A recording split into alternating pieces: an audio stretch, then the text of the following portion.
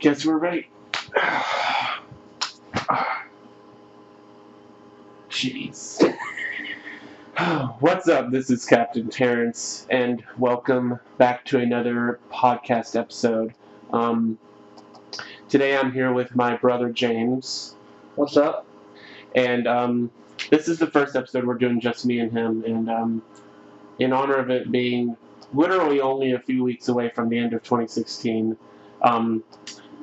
me and him often have conversations about our music favorites, because we both adore music with all of our hearts, and it's one of the big conversation creators of ours.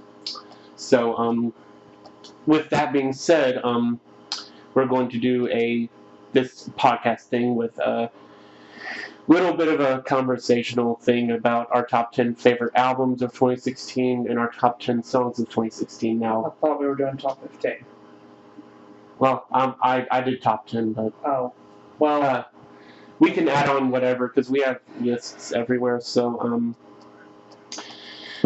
one thing you probably don't know about me and my brother is that we are, among the other things we listen to, one of our musical interests is metal, hard rock. So there may be some albums you haven't heard of, but regardless of that, we're going to start right now, I guess. So who wants to go first? I don't care. Whatever. I guess we can both start with our number 10. Okay. Well, on my list, my number 10 favorite album was the self-titled by Bad Omens. Really? Yeah. That surprises me. Huh. Yeah. When you told me to listen to them for the first time, I wasn't so terribly impressed. But as I kept on listening to it, I really, really enjoy it. It's a pretty freaking great album, and it's a really good first impression that I got of them, and I really can't wait to hear what they've got in the future, honestly. That's interesting. When I first listened to that album, I thought it was okay. Well, no, sorry. I thought it was good, but as I listened to it more, I got less enamored with it. It reminded me too much of Bring Me the Horizon. Yeah. I thought, especially ones like, hold on. I did a little review on this one. Let's see. A lot of people said that songs like The Worst in Me was a big copy of... Oh, yeah, The Worst in Me for sure. Although that one didn't bother me as much. Let's see. The one that really bothered me was Reprise Sound of the Ends. I thought that one sounded a lot like Shadow Moses, just the way it was formatted and everything. Yeah, a lot of people said that on the video. I ended up giving the album like a 2.5 out of 5, so I honestly wasn't impressed by it. But, I mean, I can see why people would like it, and I think the band has potential for sure. I really liked songs on it like The Fountain. Crawl was my favorite personally, and The Letdown was really good. I really liked that. Yeah. Well, yeah. When I first listened to them, I had no intention of like going into the comments section or anything because I knew it would be filled with people who would be like, this band sounds like this or this band sounds like that. And when I watched the video for The Worst in Me, everyone was like, they sound like Bring Me the Horizon. And then I started making the connection, and I was like, oh, dang it. Now when I listen to this band, all I can think of is Bring Me the Horizon. And so that did kind of bring the album down for me. But I personally like songs like my two favorite songs on the album follow each other in succession. That's Malice and Hedonist. And those two songs are really, really brutal, and those are the two songs that I really like off the album. And The Fountain just kind of sold it for me. Yeah, because that song is really freaking good. That was the best single of the whole album. And I think if they continue on the route of doing songs like, if they keep on going to the extremes, like I thought their best songs were they were either going completely brutal or going completely soft. So like Malice and Hedonist both really worked for me, as well as like Crawl and The Fountain, because they were going either extreme, and and when they went a little in the middle, I didn't think it worked as well on songs like Glass Houses, Yeah, and especially like Enough Now, which I found really a bizarre choice. yeah. I just like Malice because of the. I was tempted to do a little review of the album though for Halloween because Malice is like one of the creepiest songs I listen to, especially that ending. But yeah, it's creepy. But yeah, that's enough about that album. Okay, so my number 10 pick is Wolves at the Gates album, Types and Shadows. Yeah. That album actually came out, what was it, last week? Yeah. It was the 19th, I believe. I believe so. Yeah, you keep on talking, I'll look it up. But anyway, so this album really grew on me. It didn't take that long for it to grow on me because I really think that Wolves at the Gate improved a lot with this album, just expanded on their sound, and I really liked how they went the softer rock route on this one instead of just staying with their metal tendencies that they had in like Captors, which I thought was their weakest release, but even that one was pretty good. But I really think they matured their sound in this one, especially on songs like let's see, like my favorite on the album is probably 1 second. I know what it's called, but I can't. Broken Bones. I find that one a really catchy rock anthem, not something they've ever done before, so it really surprised me. And I also really liked Fountain, because that's actually a hymn cover. And the way they did it, they put a darker take on it than what the actual hymn is, and I thought that was a really interesting choice.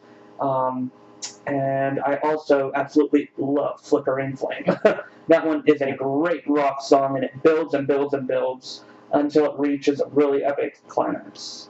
Yeah, that album's great. It came out November 4th, actually, so a lot earlier. Oh, really? Yeah, but I guess it wasn't released on YouTube until November 4th. Last week. That's what it says everywhere, so I guess it came. I feel like I only bought it a week ago. I don't know. I don't know either. Yeah, I absolutely love that album. The opening song is probably within my top 15 of opening songs of all albums. It's Asleep is really good. Asleep is a great song. My favorite has to be Hindsight. Hindsight. The one that talks about Peter's story. That's a deep song, and, yeah. And then Anathema, of course, is a great metal song. Mm-hmm. That's just classic, and they had a lot to build off of with VXV, which some people consider to be a modern classic of metal. Yeah. So they did a really great job with that album. But yeah. So in terms of songs, my number 10 was How the Mighty Mock the Weak by Famous Last Words, which is from their new album. I have not listened to that album. I know you weren't a fan of them previously, but actually, I grew on them. They've grown on me. Yeah. But I did not even know they had a new album. They did. I did a full review on it actually, and it's really freaking good. It's way better than their other two albums. It's really mature and really nice. How the Mighty Mock the Weak is an acoustic song. It's very powerful. I mean, the whole album is about this girl who's, I think, wrongly accused for a murder, or no, she's like in a nightmare where she's being tormented by this guy who's like treating her like a puppet. It's very creepy. It's a really good album. They always have interesting concepts. Oh yeah, they're a concept band. They got labeled by a record label who specializes in bands that do story-based albums. Oh. So, okay. Yeah, they're interesting. The album's so good. It's called The Incubus. If you all want to check it out. Okay, I'm gonna have to check that out. Yeah, it's really before the year ends. Keep in mind, these lists, they might change. I know mine might. I'm not even sure if my order is really what I want it to be right now. Yeah, we just kind of put these together before doing this podcast because not really sure when the next possibility for this thing would be. But regardless, So number 9. Is, Well, wait. We're doing songs. Oh yeah. Sorry. Okay, so my number 10 song is White Lies by Icy Stars, which Icy Stars is going to make another appearance later. But I was really surprised by Icy Stars' album Treehouse. It was really good. I liked their older albums, but I thought, much like Wolves of the Gate, Icy Stars really matured their sound into a more electronic rock style that really works with the lead vocalist style ever since their Unclean vocalist departure, and now the Clean vocalist is also taking over Unclean vocals. But White Lies was one of the softer songs on the album. And it was also a breakup song, which surprised me because I'm not usually a big fan of breakup songs, but I thought the lyrics, especially said you'd be there till the better end, your voice has been out. I thought that was a really clever line, and I really appreciate it. Oh yeah, that's a very, very powerful song, I think. Yeah, and the mood of it, the backing electronics and stuff, it really works. The nice kind of faded guitars and everything really brings out the vocals. Yeah, that's a great song. Now number 9 album. Oh gosh, I'm still not sure if I want to put this one this low. Is If I'm the Devil by Let Live. I didn't even put that album. I had not really thought about that one. Oh gosh, I have a lot to say about Let Live. So Let Live, for those of you who don't know, is one of the best alternative rock bands around. Their first album is actually one that I have not listened to. I think it's called it's something like keep your I don't know. Oh gosh. But regardless, If I'm the Devil kind of took a very different route from their other albums. It's about it's basically Let Live coming out about a lot of different political things. I think it's a very, very personal album. It opens with one of my favorite songs by them called "I've Learned to Love Myself," which is basically the lead singer saying that. I mean, it's in the title. He's learned. That's one of the best opening songs of all time. And it's also a reference to my favorite song by them, which is called "Younger." The line "I've learned to love myself" is in "Younger." Yeah. I didn't even notice that. Yeah. Next time you listen to that song, pay attention because it's in there, and it's a reference to that, and it uses the exact same line, which is "I've learned to love myself, abandonment." So yeah, that's a very, very powerful message in there. And "A Week Ago" is so catchy, it's unbelievable. And then of course everyone freaked out when they heard another offensive song because it kind of went back to their crazy rock style from The Black is Beautiful, which is one of the life-changing albums of my life. I think it's my number 3 or number 4 favorite album of all time. It's so good. It's so good. But Let Live really played off of that, the soft kind of emotional aspect in this one, and they really toned down that. But I think it worked really well for this album. Yeah, I really liked some of the songs I really liked on here. I think my favorite was "Reluctantly Dead," because I thought it was actually really powerful for them to go into the mind of a politician who has all this pressure of trying to run the world, and they try to go into their mind and be like, what would I do if I was in this situation? I'd probably have the same mindset as them, just trying to figure out things, and I'm only human, and people expect so much out of me. And I also liked "Good Morning America" just because of all the clever puns in it. Yeah.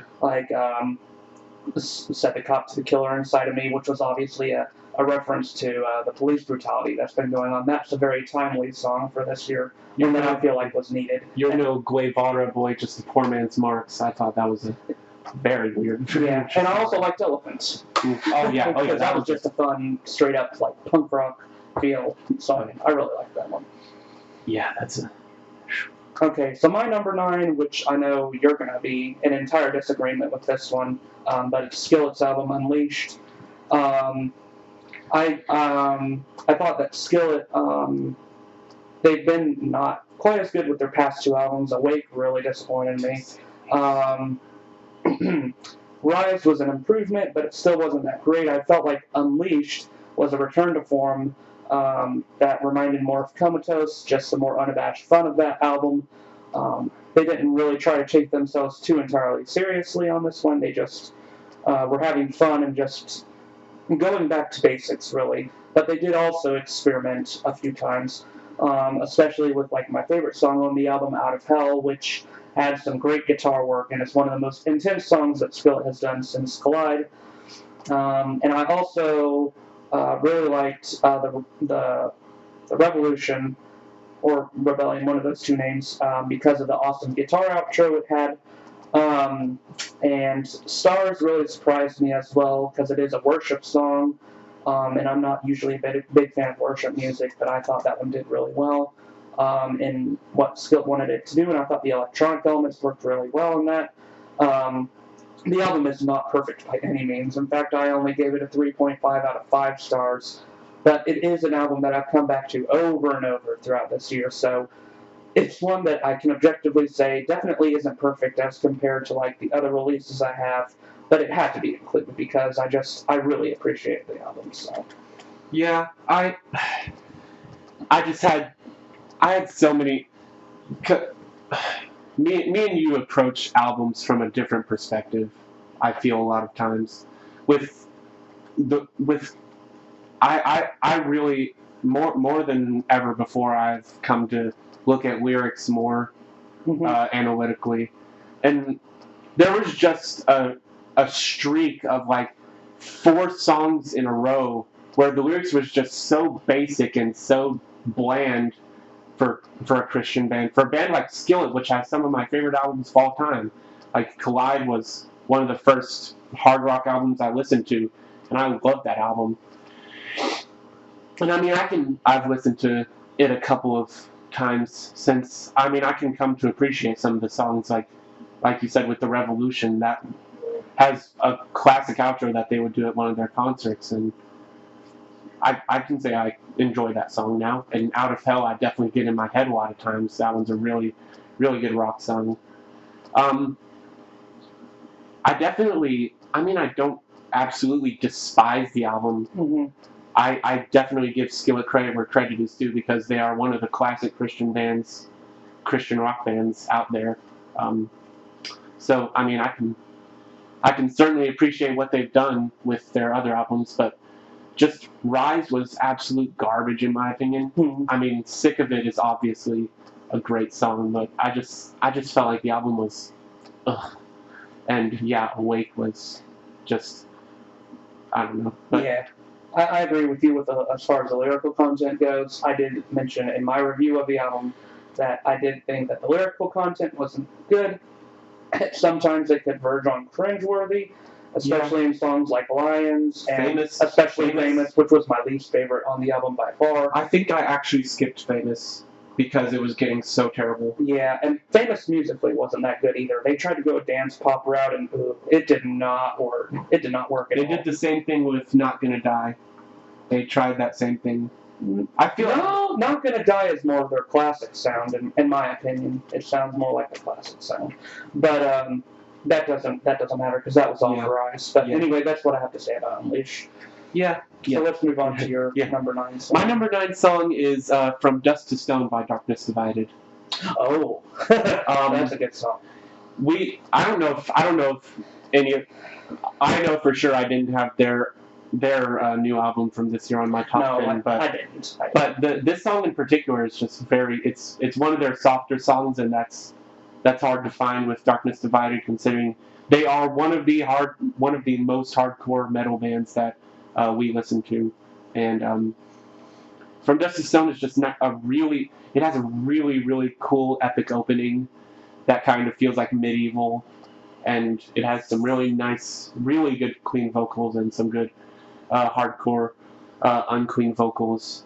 I just thought the song was a really good balance, and I love balance when it comes to all that type of stuff. So yeah. Well, my number 9 was Heathens by 21 Pilots. Freaking great song. I know it's been overplayed to death on popular radio. Sometimes I turn on the popular radio just to see what's on, and I hear Heathens frequently, but the song still hasn't gotten old to me.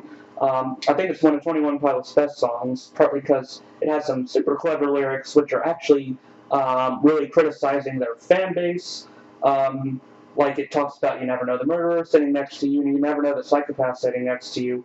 And basically, the song was for Suicide Squad, but Suicide Squad used it because of the surface level lyrics. But underneath those lyrics, they're actually talking about how their fan base doesn't ever accept new fans into the fold because they don't think they're real 21 Pilots fans because they've only heard songs like Stressed Out and Ride, and they don't really know any of their other songs.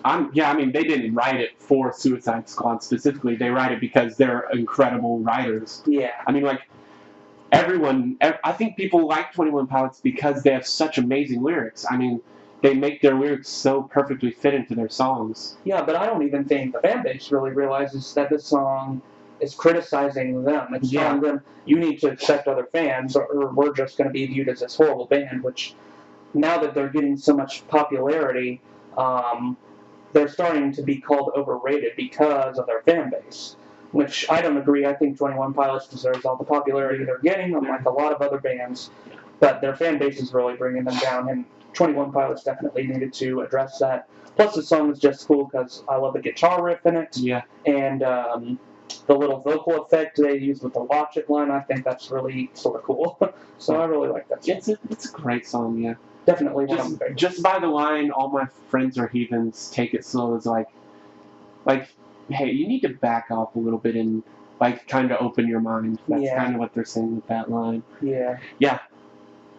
Okay, well, my number 8 album, I couldn't go making a list without giving a tie at some point.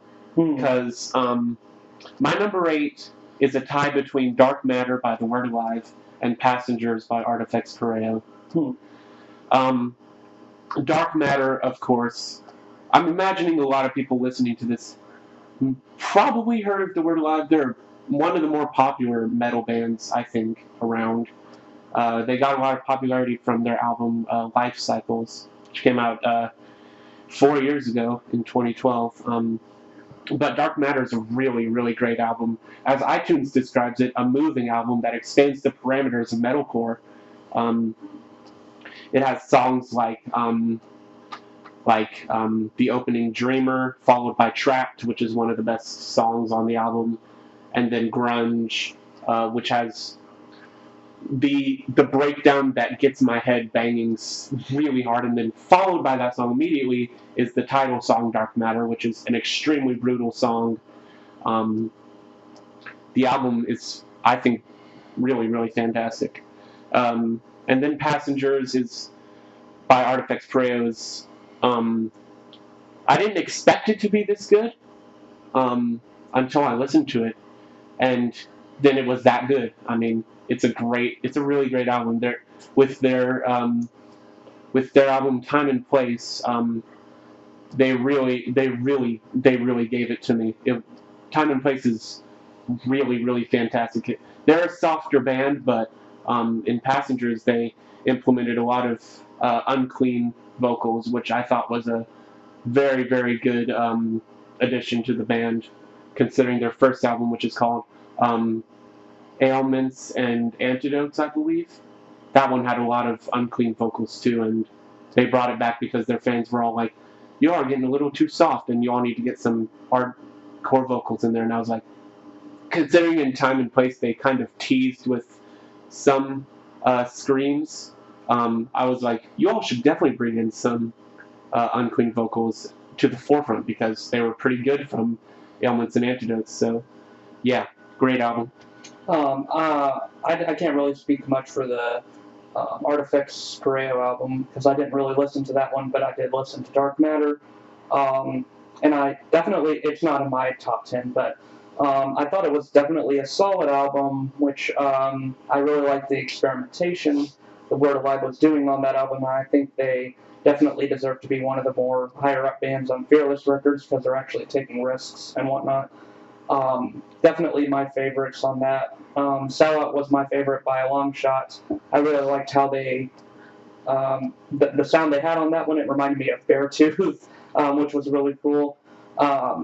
And I liked Face to Face as well, because that was just a fun, straightforward rock song, which they had never really done before. So that was a very solid album. So my number 8, I did say this band would be mentioned, but I See Stars album Treehouse is my 8th favorite album. My favorite metal album of the year, for sure. I did not expect it to be my favorite metal album of the year. I expected maybe Fit for a King to fit that mold, but I was surprised instead by I See Stars, and just this album blew me away with all the electronic rock experimentation it did, and there's just a lot of great songs on it. Like I already said, I really like White Lies. Running with Scissors was a great song too. It has a great beginning guitar riff, and the way the cleans and the uncleans balance off each other in that song is superb. And I just those first few songs that come right after the other are great. With the beginning song, Calm Snow, which is just so atmospheric, so beautiful. Then Break, the single, which is just super catchy. And then you've got White Lies, and then Everyone's Safe in the Treehouse, which is I like that one too. That one's probably my second favorite. And then number 5, Running with Scissors, and then there's Mobbing Out. All those first 6, just one after the other, killer beginning to the album. The second half can't help but sort of pale in comparison.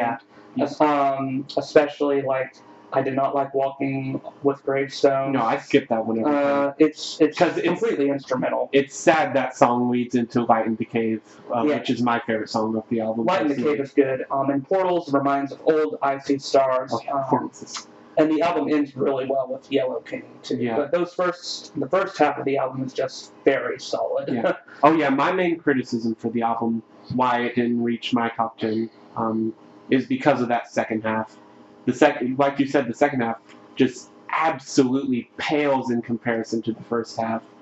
The first half is just so unbelievably amazing, incredible songs one after the other, and the second half shines off with songs like Light in the Cave and Portals. But other than that, I thought All In was just ugh. All In, I was a bit mixed on. It was definitely. It reminded me of Palisades a lot. Palisades' new album, but Palisades did better with their new album, and it didn't sound like garbage. But that one wasn't one of my favorites, but it wasn't one that I hated either necessarily. Yeah. The ones on the second half that I mainly wasn't a big fan of were Two Hearted. I thought that chorus was a little awkward, and Walking on Gravestones, but that didn't really do much to make the album look bad to me. It stayed on my favorites. Oh yeah, it's like I would say it's probably in my top 15 for sure. Okay, well,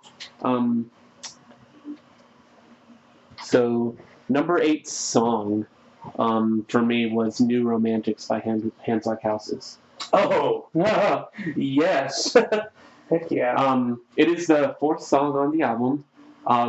Among 12 songs, every single song of which is 100% perfect, and 100% what Hands Like Houses always should do. Oddly enough, the album didn't reach my top 10, but it's a really solid album. It didn't reach my top 10 either. But they're certainly New Romantics had what I might consider to be one of my favorite bass lines. It's like the it's a really great song. I love that song. So the chorus on that song is killer too. Yeah. And then there are songs on that album like Glass House, and then Bloodlines, and Perspectives. Gosh, every song in order is just perfect. My favorite on that album was definitely crap. What was it? Hold on one second. I can't. I believe Degrees of Separation, if I remember right. It was one of the singles, if I remember right. I'm almost certain it was that one. 1 second. Yeah, Degrees of Separation. That one was my favorite, for sure. I really like the lyrics in that one. A fire in my skin, an ache in every burn. My soul is sinking from the cold creeping in. I feel the winter burying my bones. A core reminder that I'm so far from home. That imagery is just very vivid, and it really works well in the song, which has a really cool pop rock feel to it. And the chorus is catchy, so catchy. And yeah, just probably my second favorite song off the album would be Grey Havens. I think it's interesting. They make this like gray, the gray, which is like gray clouds, and then havens like the sky.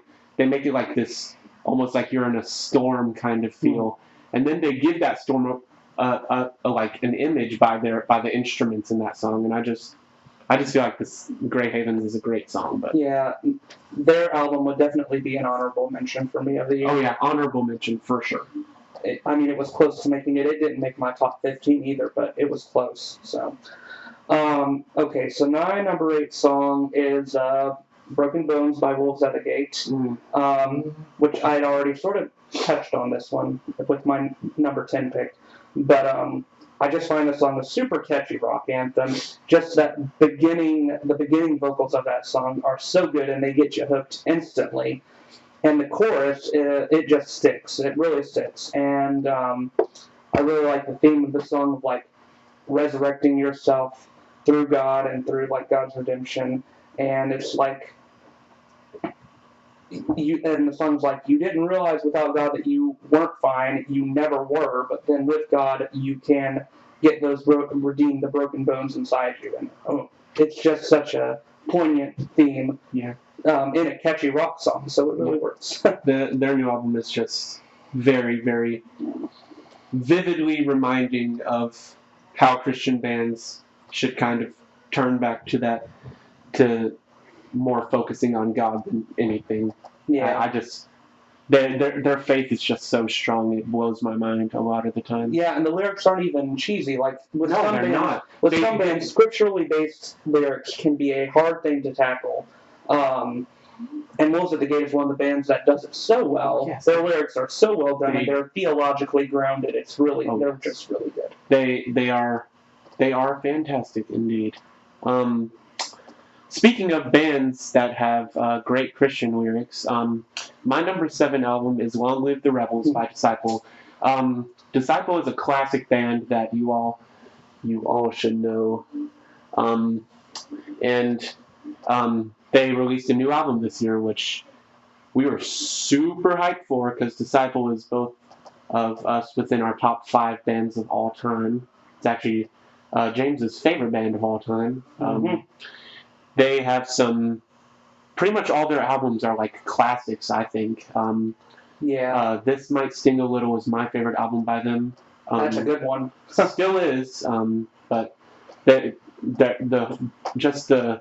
the brutal, straightforward lyrics in This Might Sting a Little and the hardcore element added to it is just makes it a great album. But Long Live the Rebels has probably my favorite opening song of 2016, which is First Love. Wow, that's a good song. That is a really, really great song. And then it has Black Hole, which is my favorite song off the album. Just really dark for Disciple. Yeah, honestly. definitely. Really, really dark thing. It's like, just like a black hole exists to steal all away, you can project all your pain onto me.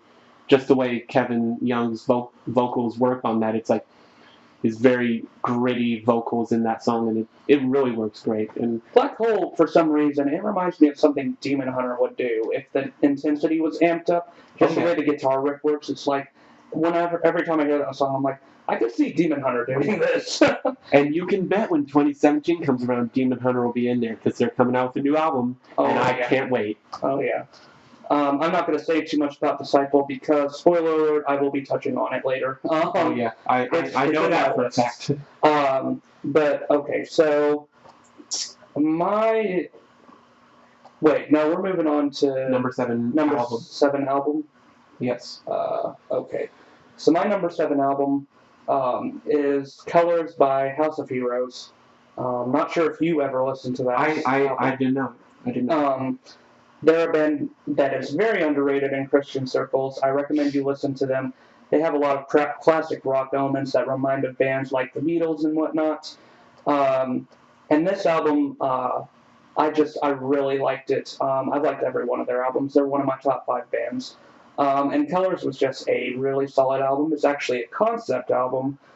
The story is basically between these 3 different characters, Axel, Eric, and Joni. Eric is returning to this town that is run by his cousin, his horrible, corrupt cousin Axel, and he's coming there with his girlfriend Joni.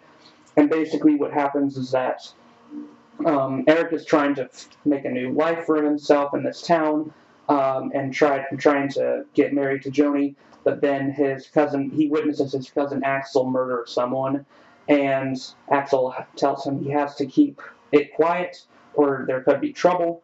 And basically, the album is about Eric's struggle to try to keep things quiet.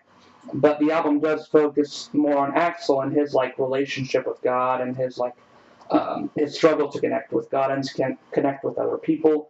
And it's sort of a tragedy as well, because Axel ends up in prison and Eric dies at the end of the album.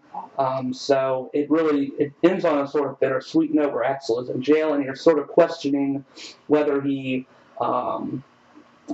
regrets his actions or not. But the album is just really good and really catchy, and it has a lot of more intense songs that are not typical of House of Heroes, like songs like Rad and Pioneer, which are really powerful. But my favorite on the album is God, which this song is from the perspective of Axel, asking God in the chorus, if I forsake my family, if I forsake my blood, what's in it for me? He's asking God, what's in it for me? What do I get out of this relationship with you? Which is a really compelling thing. And the song shifts between intensity of the soft choruses, or the soft verses, and then it later gets much more intense and the guitar riffs amp up. It's a really good song. I recommend you listen to the album. I'll have to give it a listen. The songs you played for me I really liked. Yeah. Yeah. Interesting. Very interesting. So, number 7 song. I don't know if you'll be shocked by this one, considering you know that this band is my number 3 band. Did you do your number 7 album? Yes, Long Live the Rose. Oh, right. Sorry. So, my number 7 song is Version of Me by The Color Morale. Mm-hmm. They are indeed my number 3 band, for one reason and one reason only, and that reason is an album called My Devil in Your Eyes, which is my favorite album of all time. Great album. For sure. It would take me probably hours to talk about why I love every song individually. But Version of Me brings back the classic Color Morale from My Devil in Your Eyes. Aaron, the guitarist, has changed to doing the clean vocals from Garrett Rapp, who is the very popular lead singer, commonly viewed as a life changer, because he's very passionate about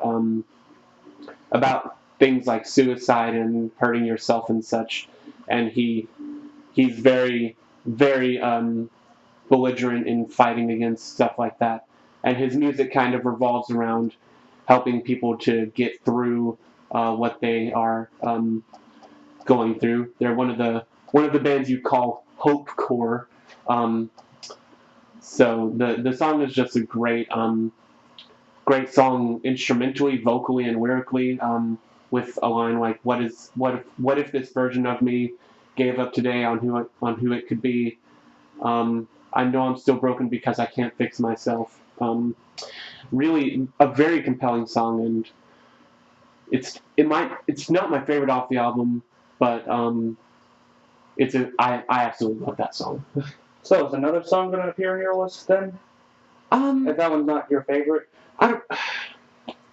It's interesting because Clip Paper Wings is my favorite song off the album, but for some reason, Version of Me came up on the list and not that one. I don't know why. Okay.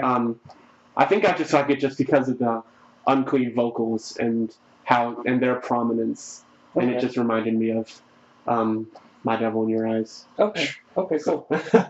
Yeah.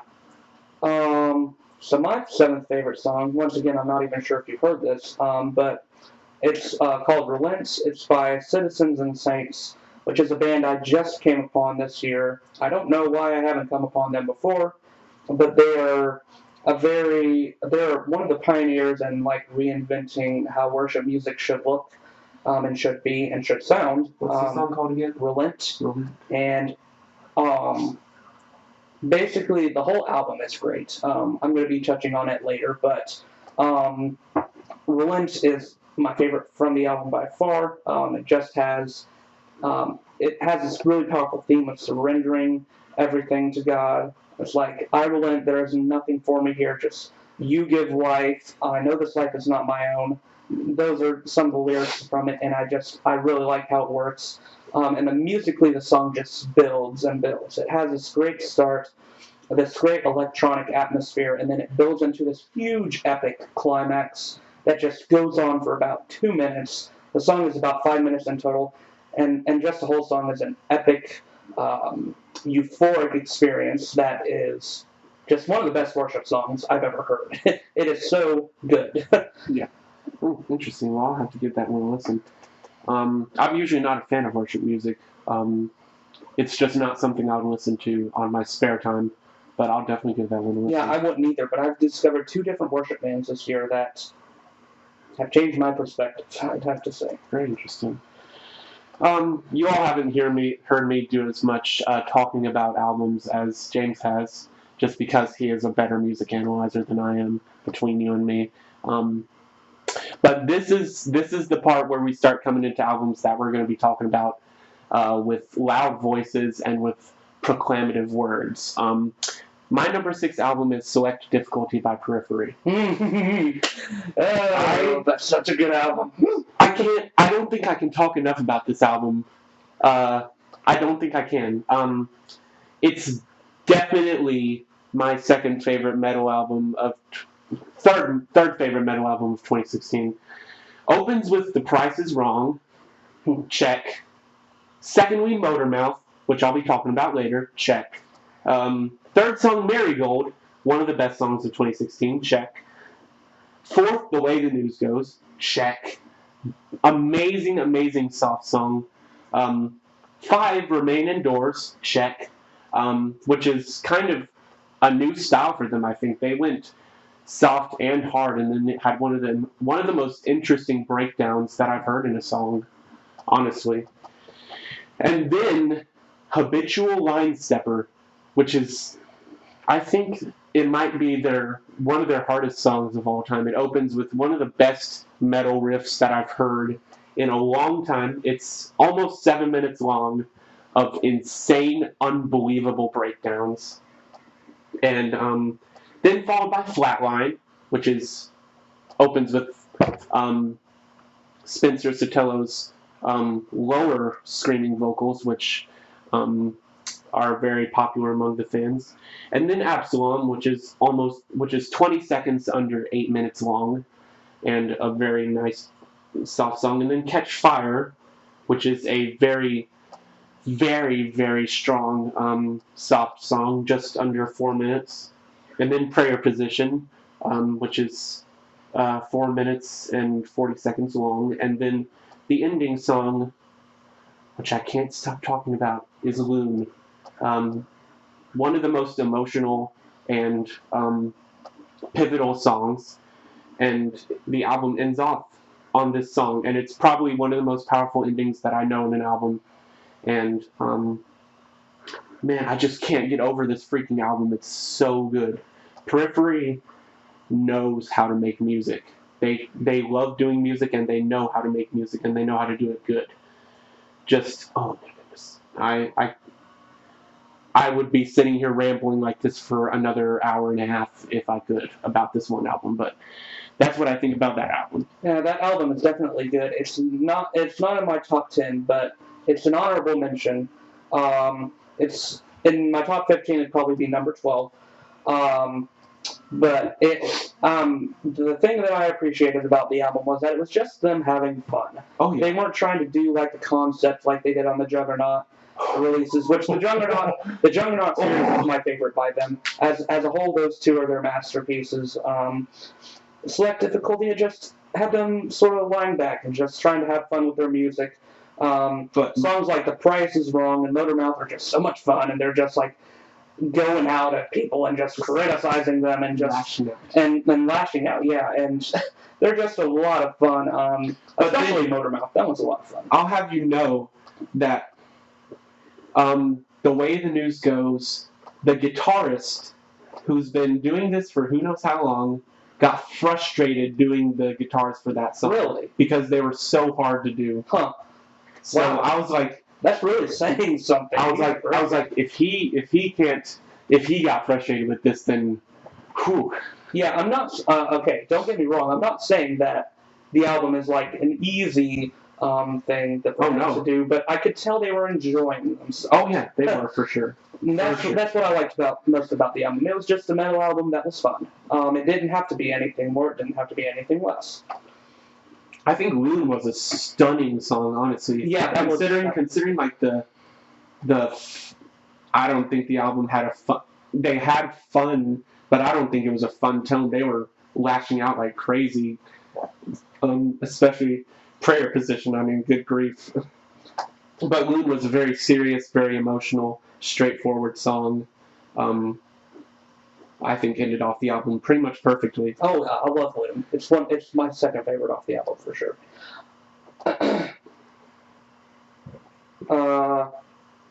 Oh, sorry. That's enough talking about that album. So my number 6, is by a rapper named NF, called Therapy Session. The album's called Therapy Session. Which, yeah, my music style has expanded. I probably would have never included a rap album a few years back, but I've tried to expand my music tastes, and I feel like I've done more so this year. I hope to continue to do that over the years, but this album really, really got me this year. It's just a really powerful album. As the title, Therapy Session, would imply, the album is basically about NF going over a lot of different hard topics. Like, he talks about how music is sort of therapy for him for his struggles. He talks about like depression. He talks about drug abuse. He talks about like all sorts of hard topics that you normally wouldn't hear a rapper address, but he addresses it with a Christian perspective, which makes it a lot more powerful. And there are so many great songs on it. I will be touching on a song later, so I don't want to get too into it. But some of my favorite songs on it were, let's see, Lost in the Moment is a good one. It's the final track on the song. It has a great feature from Jonathan Phelan, who is a great Christian solo vocalist. Intro 2, which is the beginning track, is just killer. It has him spitting raps like crazy. And I Can Feel It is just another one of those like killer tracks. So he does a great job of balancing between his emotional tracks and the tracks that are just him having fun and just flowing really well. He's a great rapper. Yeah, that album was pretty great. I can't say that I've been successful in expanding my musical tastes quite yet, just because hard rock and metal gets me for some reason. But I've definitely tried a little bit to expand my musical taste. We might talk about that a little bit at the end of this thing, because I kind of want to touch on a few things that I've found this year that were released earlier in the 2000s. But regardless, with number 6 on my songs was Turn Off the Radio by A Day to Remember. By far the most catchy song they've written. It's very catchy. It's got a really, really powerful chorus. It's got some really, really outstanding vocals from Mr. Jeremy McKinnon. Yeah, Yeah. McKinnon. And I can't say much about the song because the song speaks for itself. It is a great song. Yeah, I really like how that song uses the radio for a metaphor as like all different types of media. Yeah. So it's like turn off the radio until they have something real to say, but it's like the sort of implications like the media is not really going to have anything real to say for a long time to come. Yeah. It's a very cynical song, but it's one that is needed and it is super catchy. Oh yeah, it's a great song. That whole album is really good. Oh, Bad Vibrations. It'd be another honorable mention. Check it out.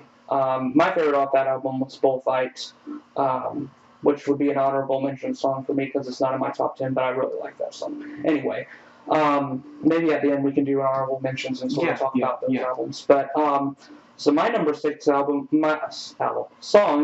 is "Come My Way" by Disciple. Easily my favorite off "Long Live the Rebels," which does mean that there are 5 other songs that I think are better than this one, and this song was already just so good. This song really surprised me when I listened to it. When I first heard it, I was like, I had to check if I was still listening to Disciple because it didn't really sound like them. It's not like anything they've ever done before. It was almost electronic. Yeah, there were definitely some electronic elements in it. It's a very slow-burning rocker, is how I describe it, which it works because it's asking God over and over, are you going to come my way? Are you going to come my way? And it keeps on building until it reaches an amazing climax in the chorus where Kevin Young just explodes on his vocal performance, which his vocal performance is just superb on this song. And it's also always superb all the time. Yes. And another thing I appreciate about the song is it also utilizes guitarist Josiah Prince's vocals. They sort of trade vocals off, which creates an interesting dynamic for sure. And yeah, this song is it's really good. And it really sort of defines how Long Live the Rebels was as an album and just more of an experimental release for Disciple, something they've never done before. So definitely one of my favorite songs of the year and just a solid track for sure. Yeah, for sure. This is getting into where I'm gonna go absolutely crazy about this album. This is a band I just got introduced to late last year, early this year, I think. And this is "Haven't Been Myself" by Too Close to Touch. Which this is number 5 album, by the way, in case I didn't already state that a million times. One of the most hard-hitting albums I've listened to, I think. And I'll be touching on this album unironically again. But this album, oh my goodness, it's so great. I got introduced to this band last year. One day I kind of saw it in my music list because me and James share all the music that we buy. I just kind of saw the band just sitting there. Their first album was called Nerve Endings, which is one of the strongest first release albums I've heard from a band, for sure. With one of my favorite songs of all time, Nerve Endings. But that was in 2015, but it was a great album. And then Haven't Been Myself is a really, really emotional album about finding your identity. And among my favorite song, which I will hit on in my top 10 songs, there are other songs like the opening Sympathy, which is a really, really great opening song, followed by Crooked Smile, great song, followed by What I Wish I Could Forget, which was the first single they released, and that's a really powerful song about just wanting to forget all the bad things that have happened in life. And then For Your Sake, and then Ellie, which is the ending song. Very, very hard song to listen to, that ending song, because it's about Keaton's sister who died very young. Very, very hard song to listen to, but it's a really, really powerful album, just like Nerve Endings.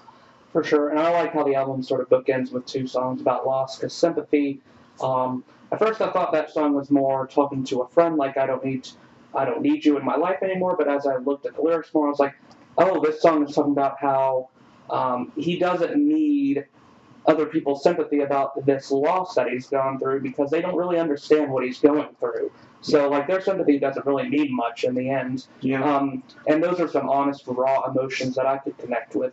And Ellie was definitely my favorite from the album. It's just, you could tell that Keaton put his whole heart into that song. For sure. I'll touch on that more in my honorable mentions. Because that album was another honorable mention, but definitely a good album. So now, my number 5 album is Citizens and Saints. The album was called A Mirror Dimly. Relent was my favorite song off the album, which I touched on in my top 10 songs. But this album is just such a good worship release. Like I said, it really surprised me. From beginning to end, I felt like the album was pretty solid. Was really solid excellence, in fact. There was only one song on it that didn't really impress me that much, but the rest of them really worked. Like they did some like epic build-up songs, like the first song "Crown Him," which just goes. It really starts at the soft point, the soft, quiet point, which you'd sort of expect from a worship song, but then it gets huge with like these bombastic drums and crazy electronic elements that go all over the place, and it really goes to some amazing heights. And then there are songs like Madness, which talks about like trying to contemplate who God is, like saying your ways are not my ways, your thoughts are not my thoughts. And he's talking about like how it's madness to try to comprehend who God is because you get so lost in all of it. But he's like he talks about I want to get lost in that because I want to get lost in God, and that song really worked. And I really liked songs like. Let's see, My Joy is Complete, which is just fun. Another epic build-up song. And then there's fun songs like Kids and Faith, both of which have this funky electronic element to them that really work. The album is only 9 tracks long, but it's really what I call sort of a journey, a worship journey, not really a worship album. And it works. And I recommend the album. It really can give you a new perspective on what you can do with worship. You don't just have to do basic Chris Tomlin repetitive choruses just to get a crowd going. You can use emotion in the music and through your vocals. And I feel like that band, this Citizens and Saints, just know what they're doing. And they're going to be one of the pioneers of worship. So. Well, interesting. Well, number 5 favorite song for me is Safe Haven by Era. Era. Okay. It's the penultimate song on Drift, and I don't want to touch too much on Drift because I'll be touching on that in a few moments. Safe Haven is a really, really, really powerful song, I think. It's 6 minutes long.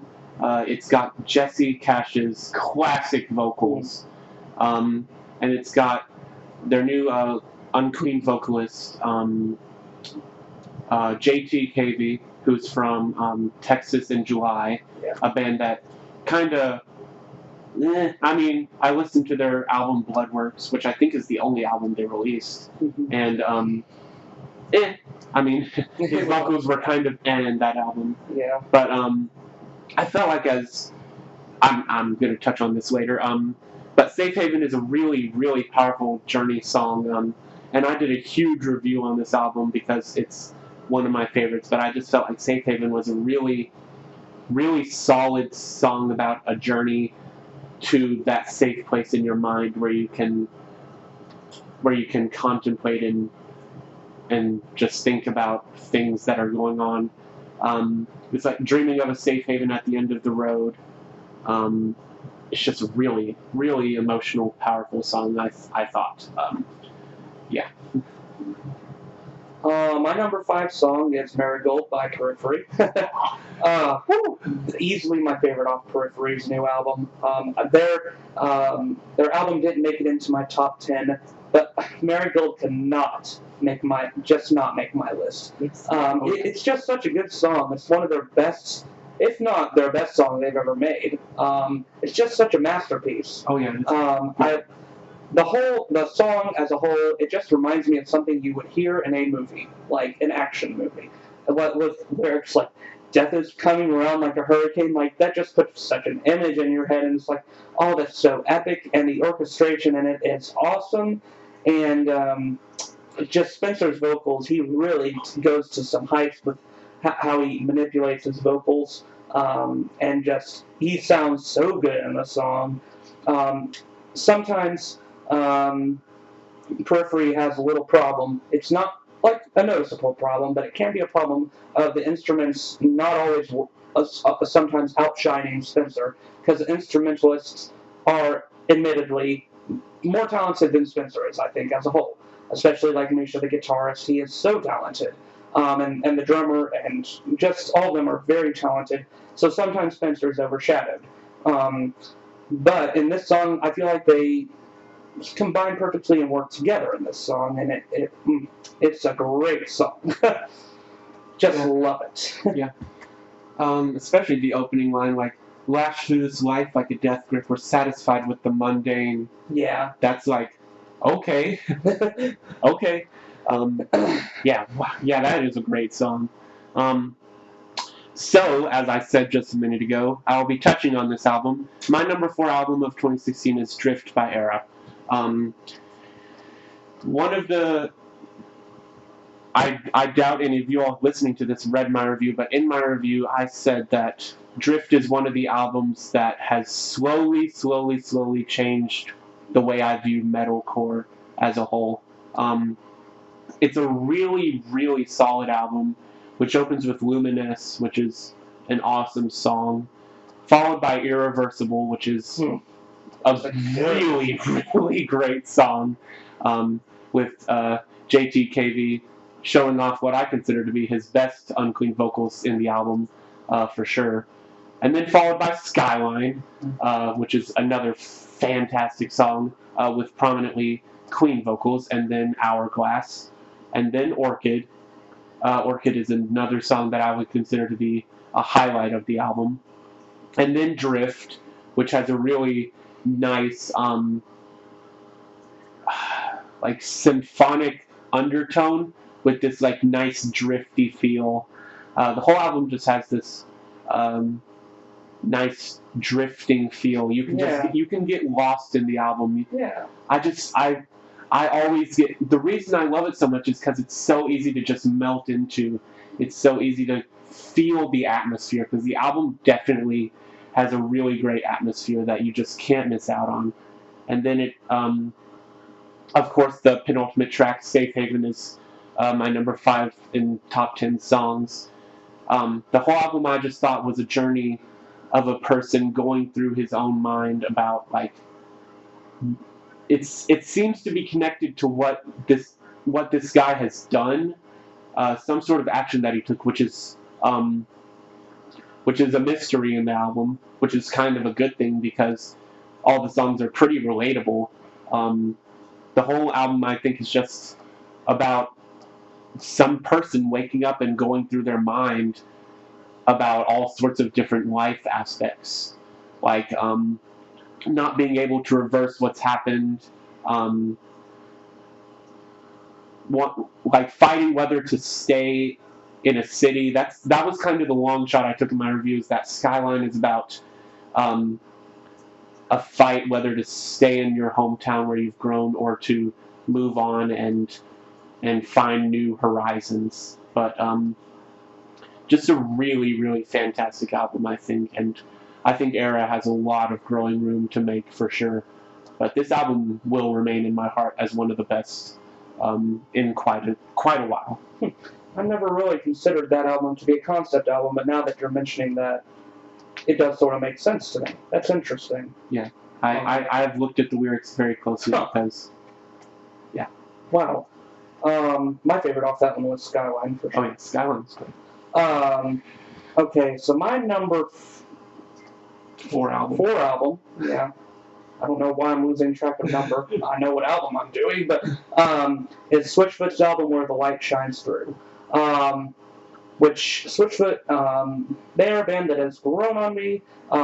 Originally I thought that they were a little overrated, but as time has gone on and my musical tastes have matured, I've started to see more and more why they deserve the popularity they get. They've really done great in doing their Christian crossover into the secular world and just sort of treading the line between those two and really keeping their message consistent of following God and just like being a hope for people, for broken people. And Where the Light Shines Through, that album as a whole is about brokenness and like trying to fix yourself in that brokenness. There's a lot of great songs on the album. I feel like it was an improvement on Fading West, which I think is their weakest album by far. It was a disappointment to me. Didn't really have any of the deep lyrics that Switchfoot are known for, and it felt more like a soundtrack, which was the intention of it because it was for a movie that they were making. So that can't really be helped. I didn't hate the album, but it just wasn't as solid as their other releases. Where the Light Shines Through, it reminds of their older content, especially brought to mind like Nothing Is Sound, which is my favorite album by them to this day, and also like The Beautiful Letdown, which is another great album by them. But Where the Light Shines Through, it has such great songs. Like I really like Looking for America, which features rapper Lecrae. That song is a great political track, which really works in trying to ask America who they want to be. Do they want to be this country that's just known as one that is racist and politically corrupt, which is a very timely theme. This whole album is timely, in my opinion. And then they have a great album great songs like If the House Burns Down Tonight, which talks about rejecting materialism in exchange for pursuing people. It says that the house burns down tonight. I've got everything I need with you by my side. So it's like, I don't care if I lose my possessions. I'd rather have you on my side, which could be talking about God or it could be talking about another person. Those are just a few of the songs. Pretty much every song on that one is great. Even the ones that I didn't like at first have really grown on me, like the single Live It Well, which I did think at first was pandered for radio, but I've liked it more as I've listened to it. It is an inspiring song about living your life to the fullest, and it does it in a non-cliche way. But I really loved this album, honestly. Yeah, I think that kind of pandering situation where you like it more and more has happened with God Is With Us by Disciple. Yeah. I think that song is really, the chorus has grown on me more just because of the way the vocals kind of structure. I think it's just meant to stay in your head. Yeah. But I think that song has grown on me. Yeah. I don't know about you. Yeah, it has grown on me too. Yeah. My number 4 song is Miss Your Face by Too Close to Touch. That's your favorite by them? Yep. Really? Huh. My favorite off the album, yeah. That's interesting. The more that I listen to that song, it's so powerful. The way Keaton's vocal, of course, I mean, I can't say that Keaton's vocals are powerful in one song without being like, okay, they're equally as powerful on Nerve Endings. Yeah. I mean, he's just got such a powerful vocal presence. This song just really got me. It gets me more and more every time I listen to it.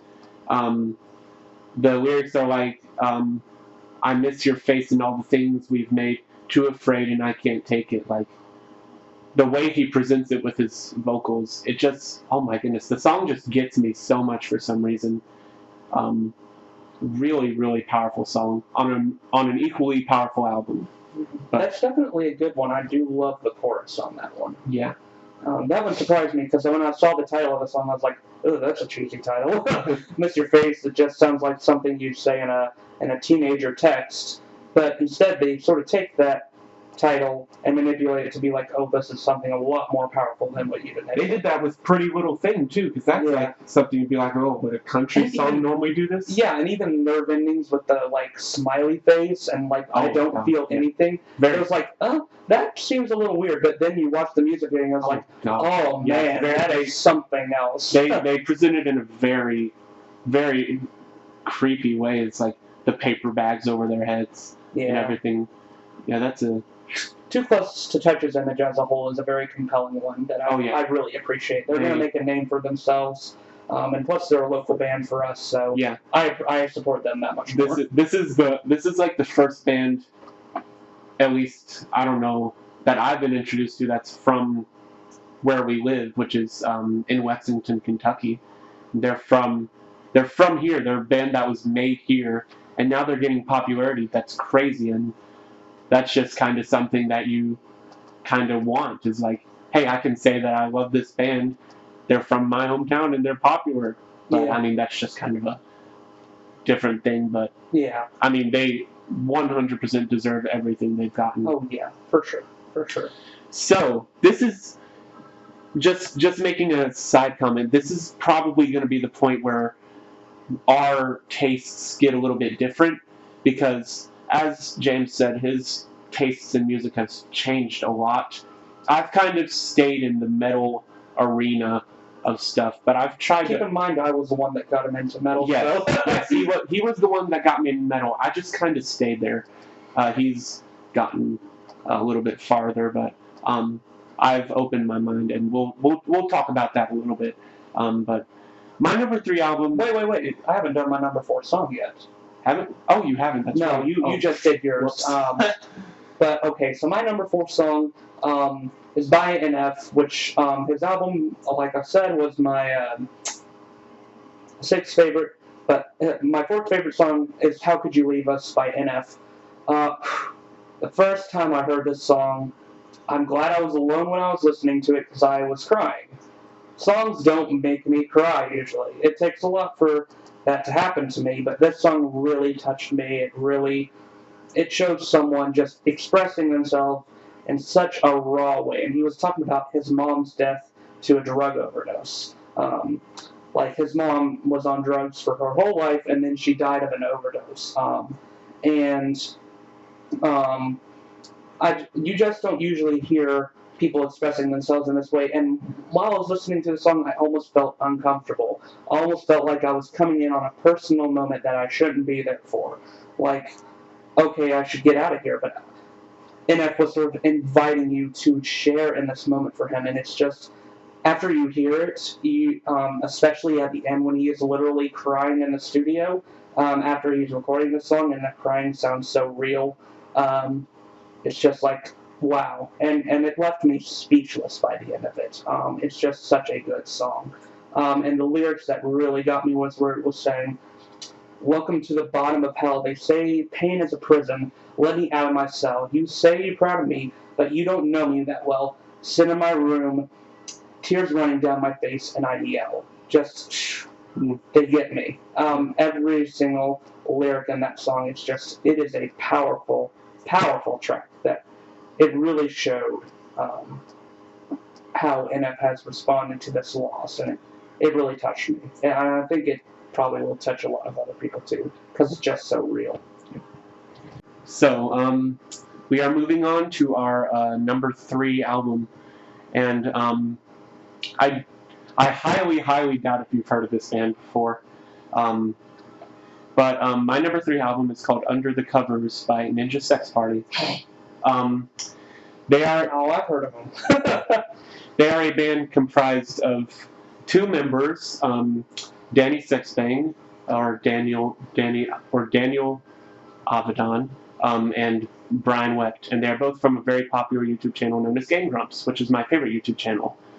And they did a cover album this year that was extremely popular, and it was really, really, really good.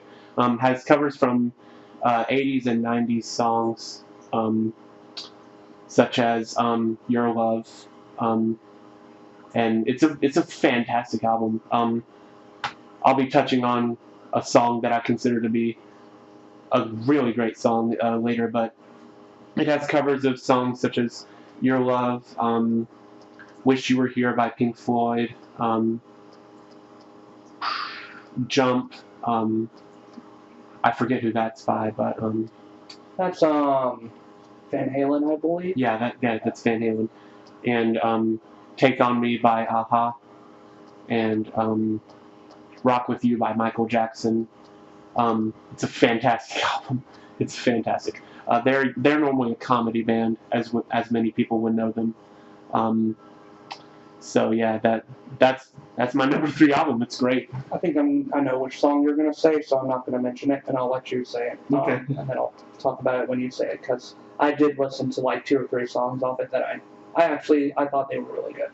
But anyway, okay. So my number 3 album is Long Live the Rebels by Disciple. In my top 3, for sure. If a Disciple album comes out, it's almost guaranteed to be in my top 5 unless like something weird was going to happen.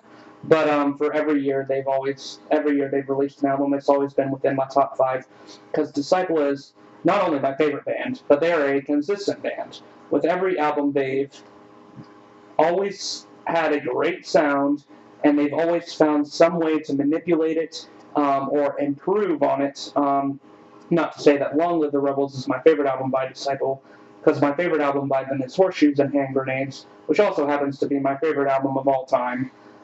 So it is such a great album. But anyway, getting off track there, I could go on for that album for a long time. But Long Live the Rebels is it is a great album, and the thing I appreciate the most about it is that it found Disciple experimenting a lot in it. I already mentioned Come My Way, which is my favorite off the album. I really like how it did that slow burn rock feel. The same way with First Love, which is a great opening track. It was a surprising one from Disciple because it isn't more an epic build-up, whereas most of their songs are just like a punch in your face. The opening track is like Radical and Regime Change. Those songs, Outcast, Back Again. All those songs are just like a huge punch to your face. But First Love, it sort of comes more subtly.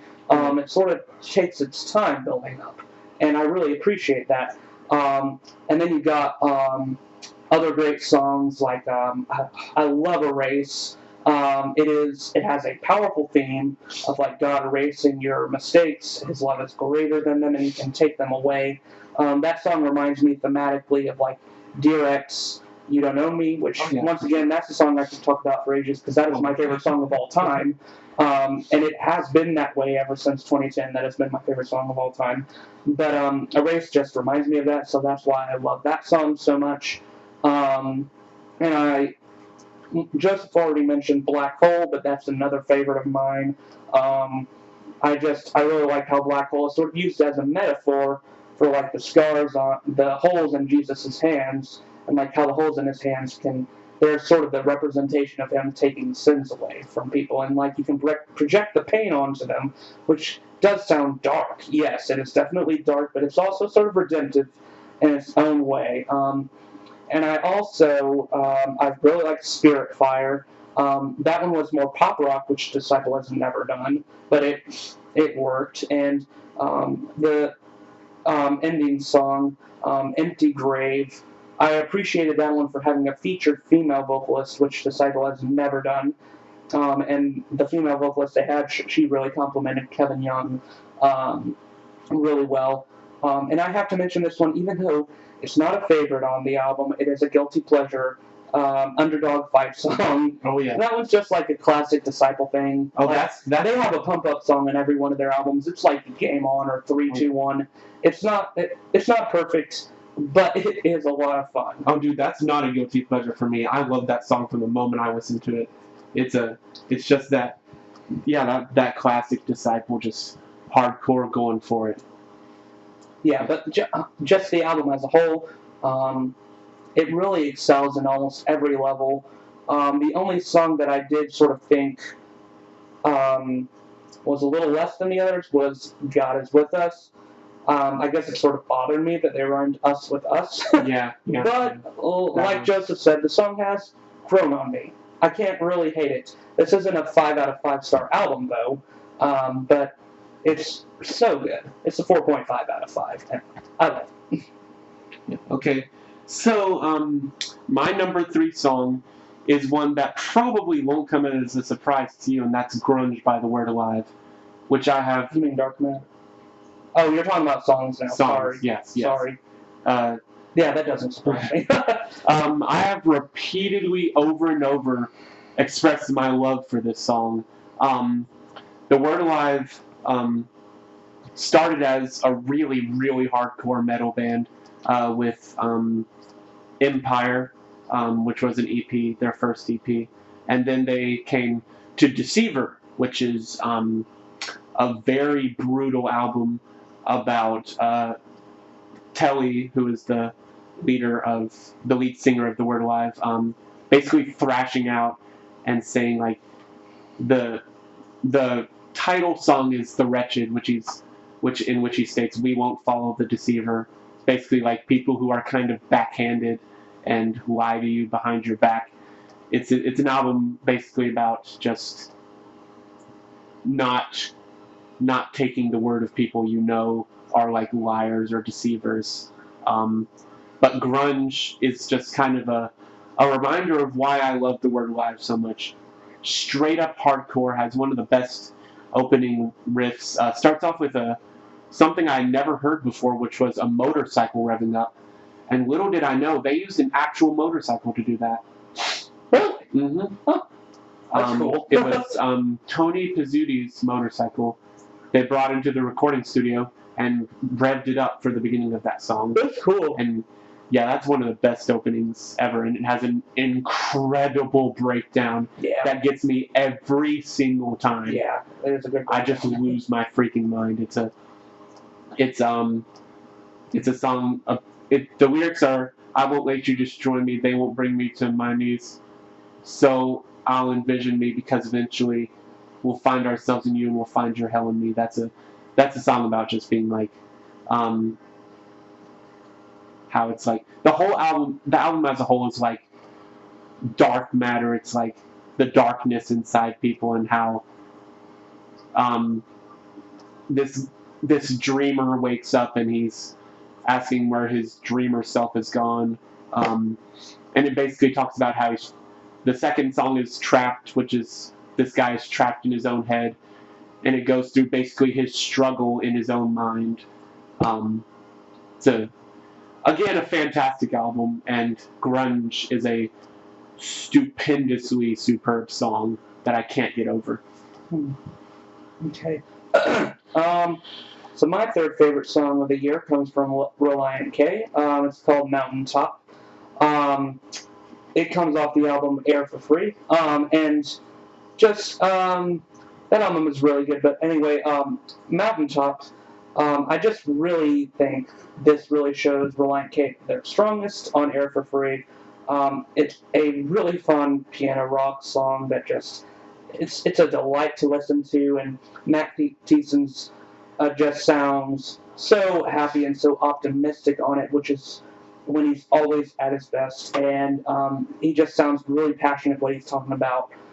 It is a relationship-focused track, but it really works because Relient K always go beyond like addressing relationships in cliched ways. They usually do it in a way that feels so legitimate and so loving and very honest, because the relationship does connect directly to God, and it's just not some empty sexual filled thing. It's more about just two people loving each other for what they are.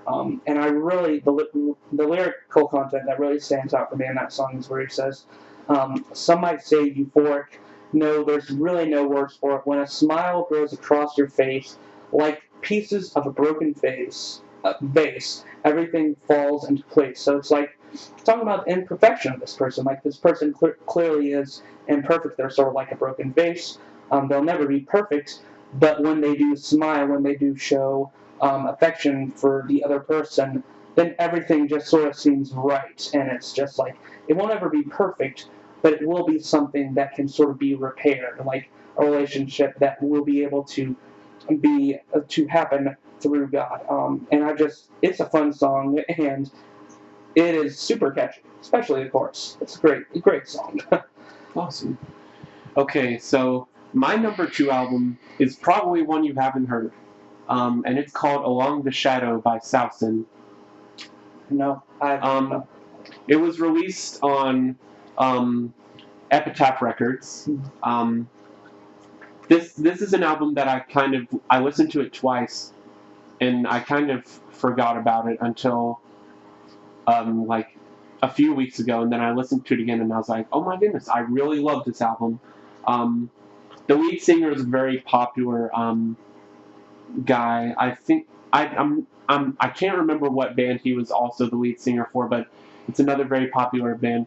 I I consider they're basically rock, but he has some of the most interesting screams that I've heard, and he also has a really great clean vocal range.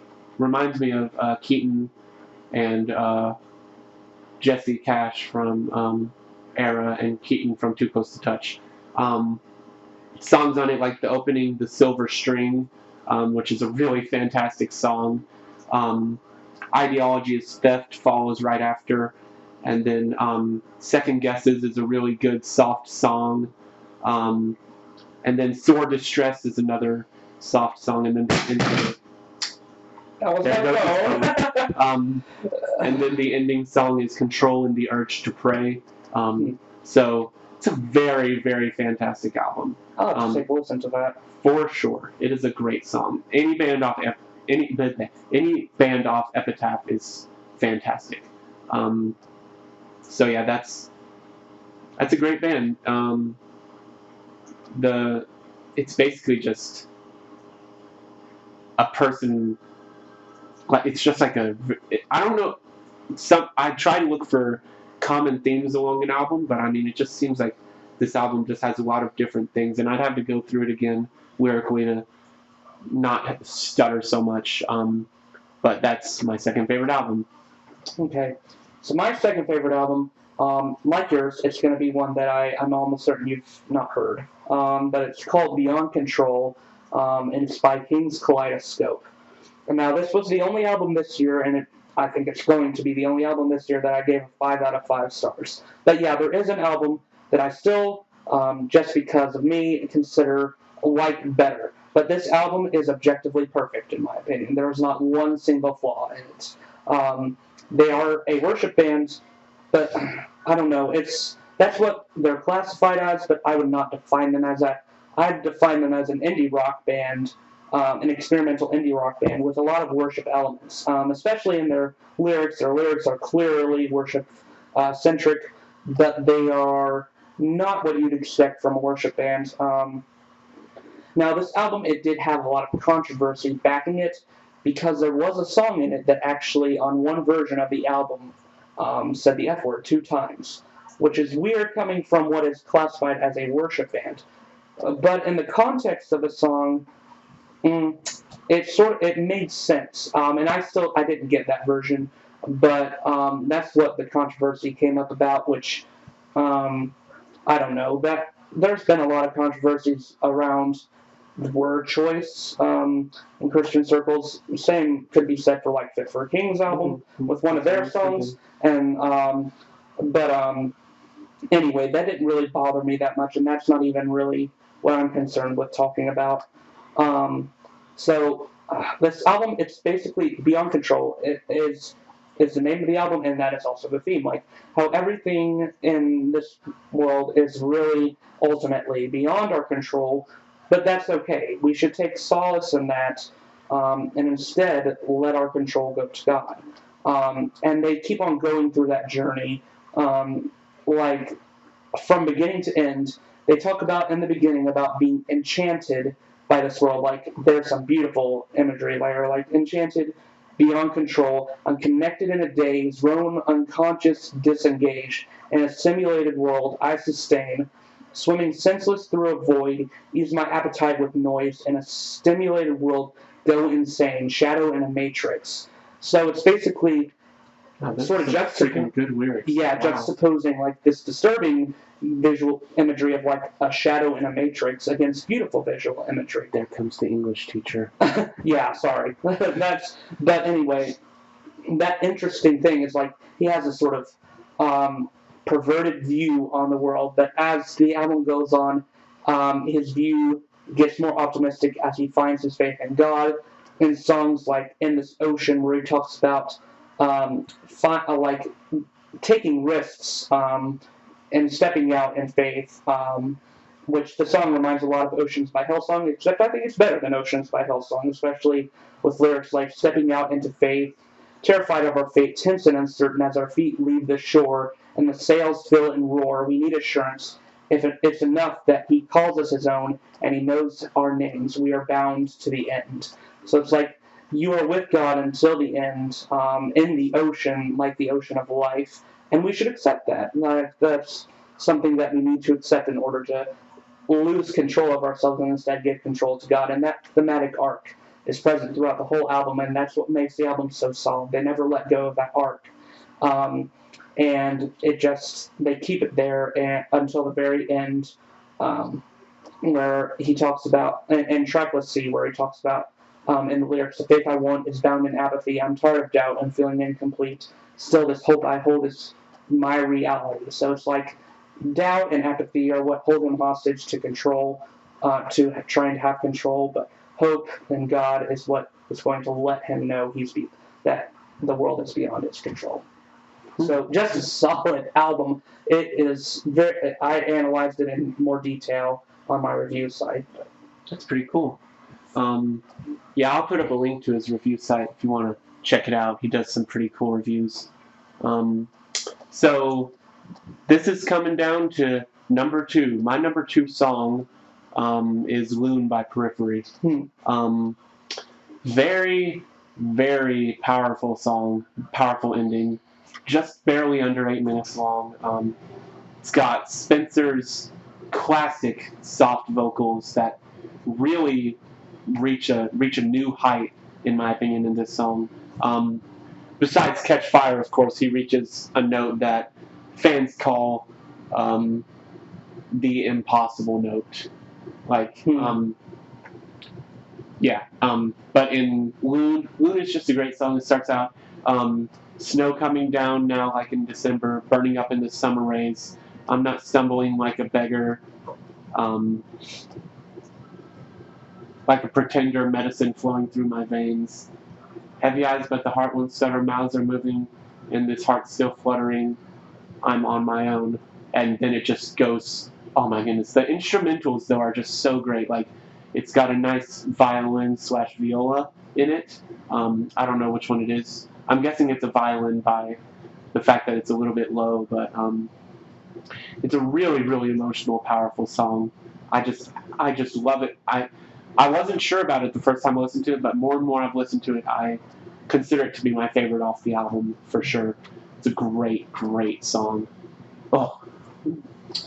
Okay, so my number 2 comes from King's Kaleidoscope. It's called Dust. It's only 3 minutes long, but somehow in that 3 minutes it managed to really hit me the first time I heard it.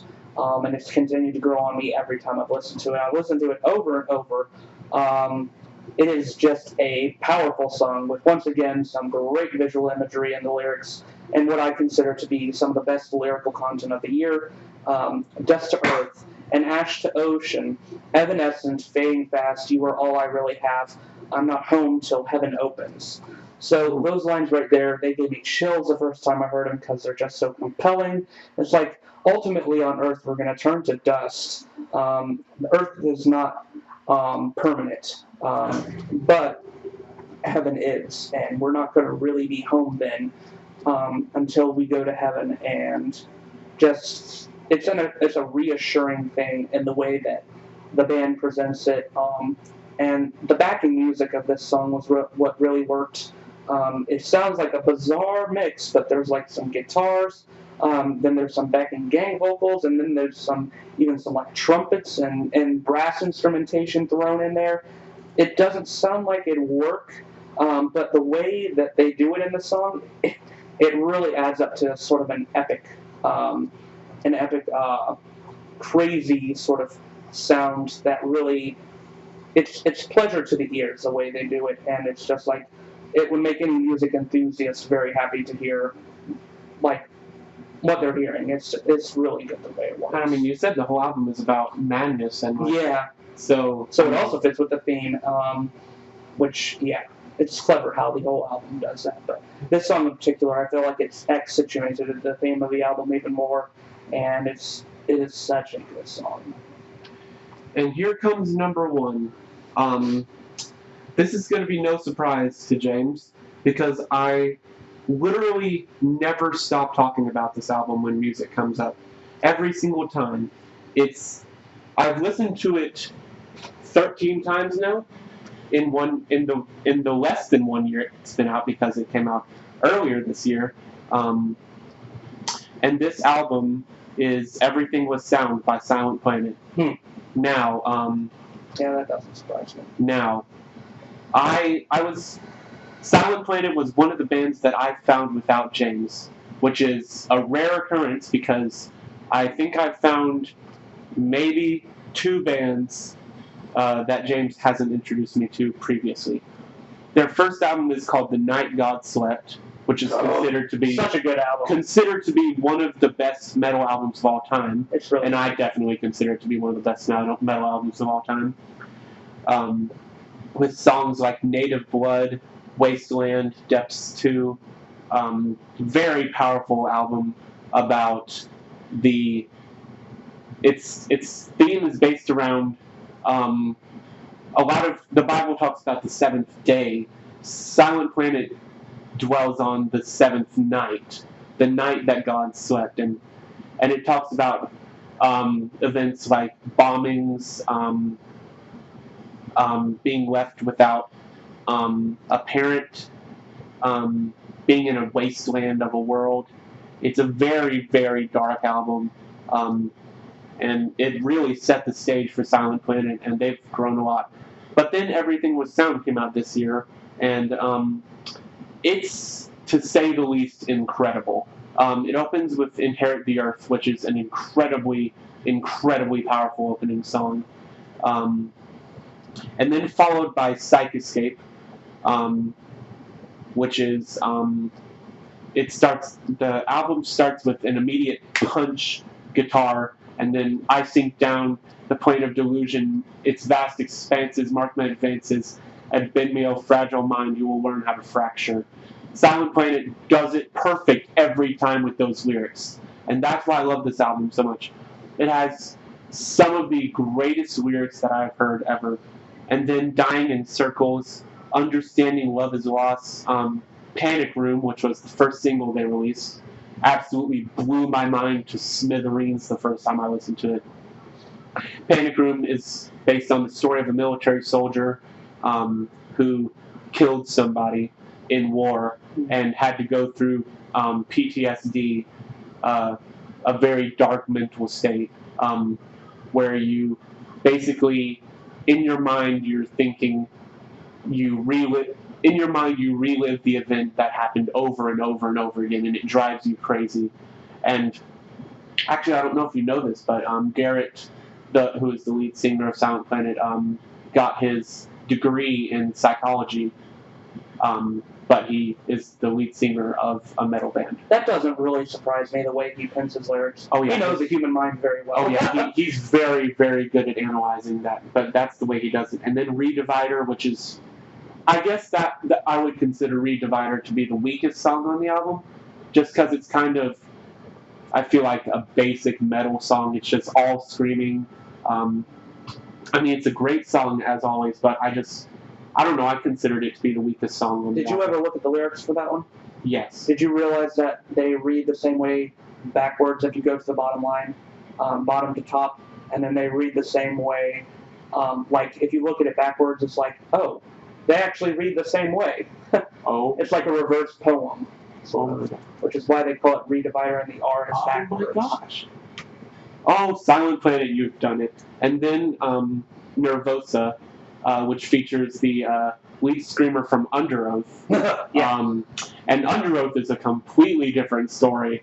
And then Orphan. I'm not mentioning all the little instrumental songs, but the instrumental songs are very nice. They're in French, so I don't want to butcher the names. But they're just nice additions to the atmosphere of the album, all in all. And then my favorite song from the album might be a little bit shocking. It's called No Place to Breathe. And it's a very dark album with the line, asphyxiating your neighbors. It's very, very powerful song about living in a world where you can't breathe. It's kind of a reflection both on the thoughts of people being like, despite constitutional rights, you have no right to speak, no right to breathe. Um, and then it's followed by First Father, which is another very, it's kind of a sequel to First Mother from The Night God Slept. But yeah, that's another great song. And then it ends with Inhabit the Wound, which is a soft song. And the first songs connect because they kind of use the same lyrics. The first song says, we inherit the earth, we inherit the war, I inhabit the wound, eyes willing to harm. And then Inhabit the Wound uses the same lyrics, says inhabit the wound, inherit the earth, inhabit the wound. The album makes a really, really great full circle. 13 songs, and it's just a very, very powerful message. The album's title is a reference to if we listen to all this stuff that happens, but to most people, everything is just sound. It's just stuff we hear, and we most of the time wouldn't plan on doing anything about it. So that's the another sad truth and brutal truth that Silent Planet tackles in a very, very understanding manner. And overall, the album is very, very awesome. And like you said, with the biblical references with Wolves at the Gate, Silent Planet is another one of those bands that does really, really solid work with biblical references, putting them into their lyrics. It just works so well. The album is just, I consider it to be pretty much perfect. I'll give it a 4.9 out of 5. Just taking away the 0.1 for Redivider for that one particular reason, but it's a fantastic album. Yeah, I do. That one wasn't anywhere in my top 15, but I do think that we needed that album this year, especially with all the themes it was addressing, especially in talking about mental illness. I believe, if I'm not mistaken, Psychoscape talks about schizophrenia. Yeah. Which that was also my favorite, partly because Spencer Statello's vocals, and that's not Spencer Statello. That's not Spencer. No. I could have sworn Spencer was featured in that. It's not. I don't think. And who was it? I want to say, it was a guy from a band I've never heard. I could have sworn it was him. Okay, give me 1 second. I'm gonna look it up. Maybe they won't tell though. I don't know. I'm pretty sure it's not said on the actual song for some reason, but it's said. Someone addressed it. I know Jesus Freak Hideout said something about it, so let me look it up there. Yeah. Because I believe someone said something about who the featured vocalist was on that. Let's see.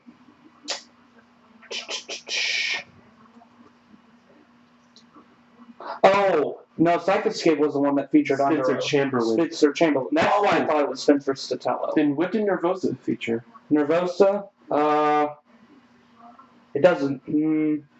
I don't think Nervosa featured anyone. I wonder if you were streamed on that one then. I don't know. There was a different vocalist. No, maybe I was thinking of Psychoscape the whole time. Yeah, probably. I probably was. Wow. But yeah, Psychoscape is definitely my favorite off that album. But I really also like Cold Room. Right. Panic Room.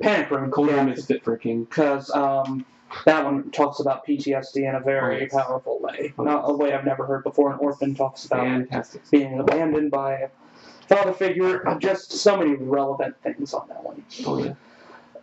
Okay, so my favorite album is totally different from yours. Mine is very different tonally. It's not dark. In fact, it's a very light album. It's Relient K's Air for Free, which that's why I only mentioned Mountaintop briefly, because I didn't want to really spoil what my favorite album of the year is. Okay, so let me give a reason for this. 2016 has been a year of a lot of bitterness and stuff like that, and there's just with the election, it's been not a hard year to be positive. And that's been from beginning to end. But yet, Relient K releases an album which is essentially just about appreciating life, and just appreciating living in general, and appreciating the beauty of the world. That's kind of what the album title is like. Yeah, it's true. We get oxygen for free. We don't have to pay for that. Yeah. And plus, the album is even more satisfying because it finally finds Matt Thiessen sort of finding happiness, because with their album 2 albums ago, Forget and Not Slow Down, he was going through a divorce. That album is one of my favorites by them, because it has a lot of solid lyrical content, but it is a very dark album because it is Matt trying to contemplate his divorce. And then they released Collapsible Lung, which was a huge disappointment. Not a very good album, to say the least. Just a whole bunch of jarring stylistic shifts that didn't really work for me, and I don't think it worked for a lot of people, partly because Matt didn't even pen the lyrics, and part of the attraction of Relient K is always his clever, tongue-in-cheek lyrics about relationships, and his great lyrics where he talks about God. And Air for Free is really a return to form, and it has some of their best lyrics to date, as well as just some experimentation too. They get into a lot of electronic rock and stuff like that, but there's so many great songs on that 16-track list. The beginning song, Bummin', is like nostalgia. It reminds of old Relient K, and it's a lot of fun. And then you got Local Construction, which is a very clever song comparing like how construction never gets done, which pretty much everyone can connect to some sort of construction thing happening, and it's not ever done. It seems it's like you improving yourself never gets done. So like the lyrics say, fix a car, fix a house, fix the flaws in myself, it's never done. It's never done. Like local construction, it's never done. So like trying to fix yourself, it's an ongoing process, and you're never going to be done with it. So you got to keep trying. And through the song, Matt shows how the crisis of fixing oneself is not a bad thing, but it's something that we should be aware of. And then you've got like Mrs. Hippopotamuses, which is a hilarious song title, which is actually, it is so catchy, and it is so much fun to listen to, and it's just talking about Matt growing up in the hometown of Ohio, and it has a lot of references to stuff, like has a reference to like Cedar Point, and it talks about like the Cleveland Browns and stuff like that. It's just a lot of fun. And then you got another fun song in Cat, which is another song just about appreciating life. And then you've got one of my favorites on the album, Man, which is basically which is a bittersweet song about leaving behind your childhood, and instead going on to live like a more mature life. Like Matt says, wave goodbye as I outgrow the shadow of Peter Pan. I'll be every bit the person we both already know I can. It's time to be a man. So it's like, I gotta leave those childhood things behind. It's time to grow up, and it's time to really come into myself. It's a very nice reference to Peter Pan. Yeah. Talking about he never wants to get old. Yeah. And it's like, gotta leave. That's very interesting. Yeah. Most of their lyrics on this album are very clever like that.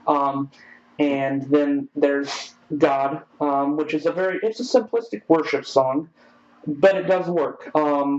Let's see. And then the latter half of the album is where this album is really strong, especially with songs like Flower, where he talks about how he needs to, in order for Matt to find love, he really needs to love himself again.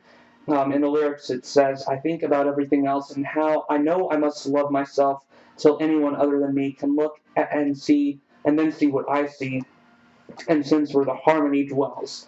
So it's like he's talking about like he needs to find harmony in himself so he can find harmony with someone else, which is a really powerful and like a really mature realization that is just present in this whole album. And Marigold, my second favorite off the album, is a very touching song about Matt just basically appreciating his mom. Says, so anyway, I should buy my mom a bouquet just to say, hey, I'm thinking about you today. That's right, thinking about everything you did for me, like always saying grace sets you free. So he's appreciating his mom for just connecting him to God and just loving him, even when no one else does. And he connects like marigolds to her. So it's a very sweet and very touching song. And there's so many other great ones on there. I could go through every single one of them because all of them do really good things. It's not a perfect album. A 4.5 out of 5 to me, and there's maybe one song that doesn't work as well. But I just can't help but love this album. It's a very happy album, and it's very uplifting in a year that there hasn't been a lot of good things going on. So it has to be my favorite. All right. Well, my number one favorite song of 2016, I sort of hinted at, but this song is a cover song by Ninja Sex Party, and it is called "Everybody Wants to Rule the World." Okay, that's the one I was going to guess. Good freaking gosh, I absolutely love this cover. The song is originally by oh shoot, who is it? Tears for Fears. Tears for Fears. That's right. Yes, Tears for Fears. Tears for Fears. I listened to all the original songs, and for the most part, I like the original songs better. But Everybody Wants to Rule the World. I just love their cover so much. It's so good. It's just such a nice classic feeling song, and it's just the way it feels. It just feels so nice and so relaxed, and it's got this the messages that the messages in the song. Everybody wants to rule the world, but you can't. Everybody has this desire, but one of the ones is all for freedom and for pleasure. Nothing ever lasts forever. Everybody wants to rule the world. It's just basically like not everything's glittering gold. You don't get what you want forever. But it's a very positive song despite all that. And NSP just does a really, really solid work on it. And it's been my favorite song for quite a long time of this year. And unless some album that we don't know about just comes out and changes that, it's not going to change for sure. Fantastic song. When I actually listened to that one. I also listened to Take On Me. I really found something about how they did Everybody Wants to Rule the World. It's like you were sort of transported into another frame of mind. Absolutely. That's what it is. It's so interesting. It's such a good song. Such a good song. And they do such a good cover, and it kills me. Oh, it's so good. And Take On Me, I think that was my favorite that they did. Oh yeah, that's the opening song. That one's a lot of fun. Okay, listen. The album. No, I'll talk about this later. You do your first song, and then I'll talk about that. Okay. So my favorite song of the year is "Where the Light Shines Through" by Switchfoot, the title track off their album. And I'll just give the reason for this. Yes, "Where the Light Shines Through" might not be my favorite album of the year, but just this song, it is so relevant to this year. Switchfoot couldn't have released this album at a better time, or this song at a better time.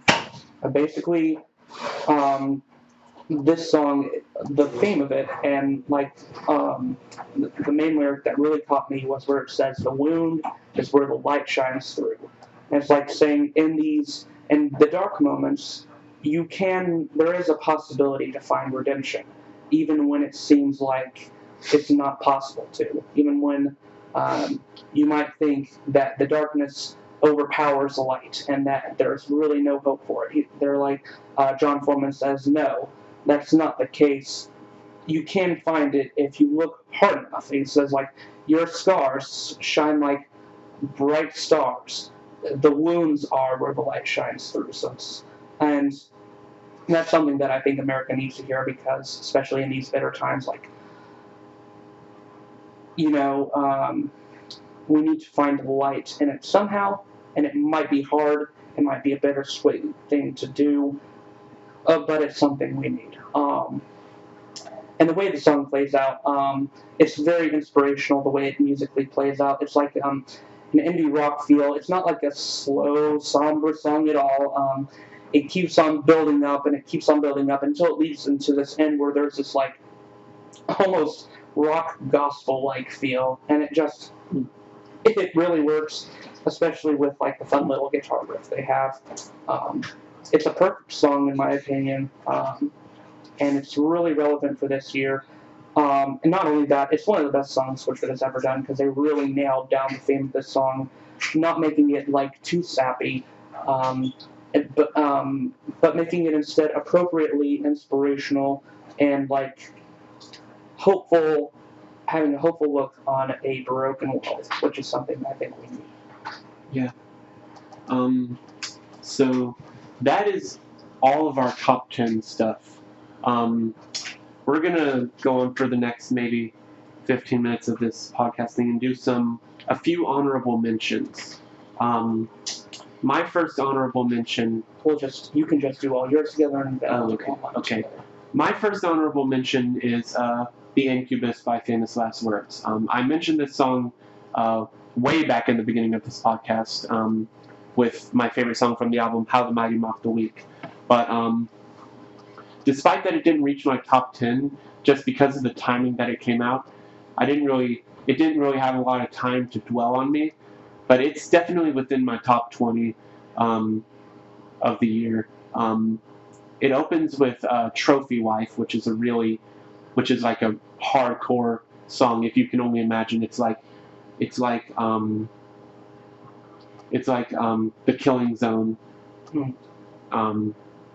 So it's just got some really great songs. The ending song, I believe, is called I know for a fact it's called Tear Me Apart. And then the song before that is called Marionette, which kind of pretty much brings together the whole summary of the story, which is that this guy has been.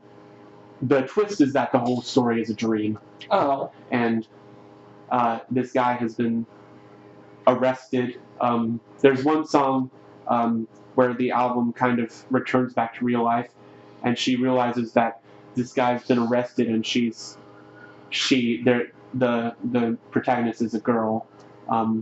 She's kind of been going crazy, and she realizes, oh, this guy's been arrested the whole time, and she kind of questions her own judgment in the situation, which is a really interesting plot point, I think. It's got some really, really solid songs in it. I'm stuttering and trying. Okay. Yeah. Bury My Burdens is a great song. The Dark You Feel in the Night is a very, very classic Famous Last Word song where they go full-on evil mode, and that's kind of a reflection of their first full-length album, which is Two-Face Charade, which is a very dark album about a murderer going between this Two-Face Charade, hence the album. And then it has a song, I believe it's Your Escape, that it features Spencer Sotelo, and it features his hardcore, his unclean vocals, and the lyrics are the protagonist escaping from the clutches of this evil man, and yes, the penultimate song is Marionette, which is a screamo song about this woman wishing she could kill the man. Wow. Nice. It's very another kind of typical plot point for Famous Last Words to hit upon, and then the last song is called Tear Me Apart. So the album is pretty great. That's one of my honorable mentions. Another one is probably one that James is going to hit on too, and that's Hands Like House's Dissonance, which is one of the albums that I consider every song to be pretty much perfect. The album is very straightforward. It's got some nice lyrics. Opens with I Am, which is a really fantastic song. Colorblind is a classic song. It's got a great breakdown, which is not typical for Hands Like Houses. And then it's got Glass House, which is another great hard rock song, and The New Romantics, which is my favorite off the album. Grey Havens, Bloodlines. fantastic album. Can't deny that one's a good one. One of my honorable mentions that James talked about a lot that I'll just mention is Treehouse by Icy Stars. I didn't put that one in my top 10, but it's definitely there. And then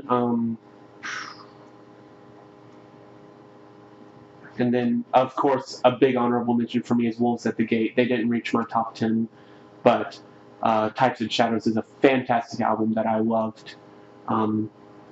Then another honorable mention that I just kind of want to touch upon is Cold World by Of Mice and Men.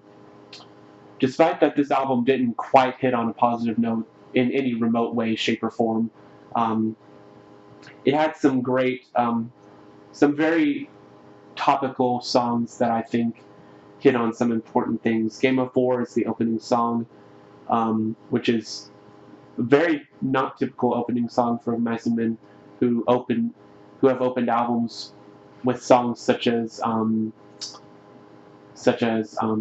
Public Service Announcement and such. This is a very soft song. Some people say it's very reflective of Tool. I don't see that, and I'll talk about Tool in a minute.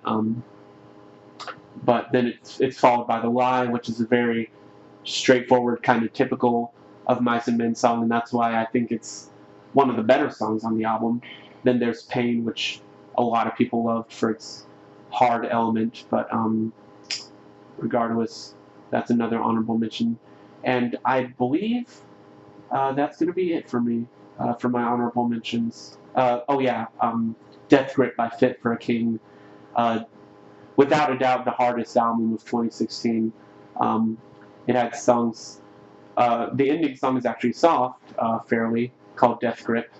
Then Stacking Bodies right before, featuring Levi Benton from Miss May I, which is a very brutal song. And then the song that we talked about a little while ago, which was similar to King's Kaleidoscope's little situation, was the second song on the album is called Pissed Off, which is a very not typical name for a Christian band to put into a title, but it doesn't actually use the word pissed off. It's about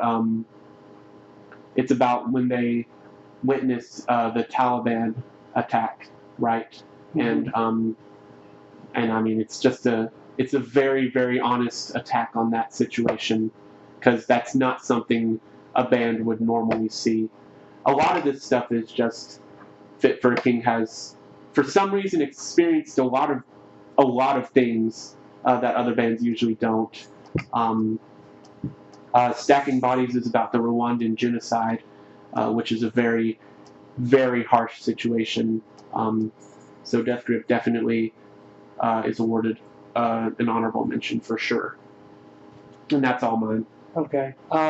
So for my honorable mentions, I'll try to go quick. One of them is Green Day's album Revolution Radio.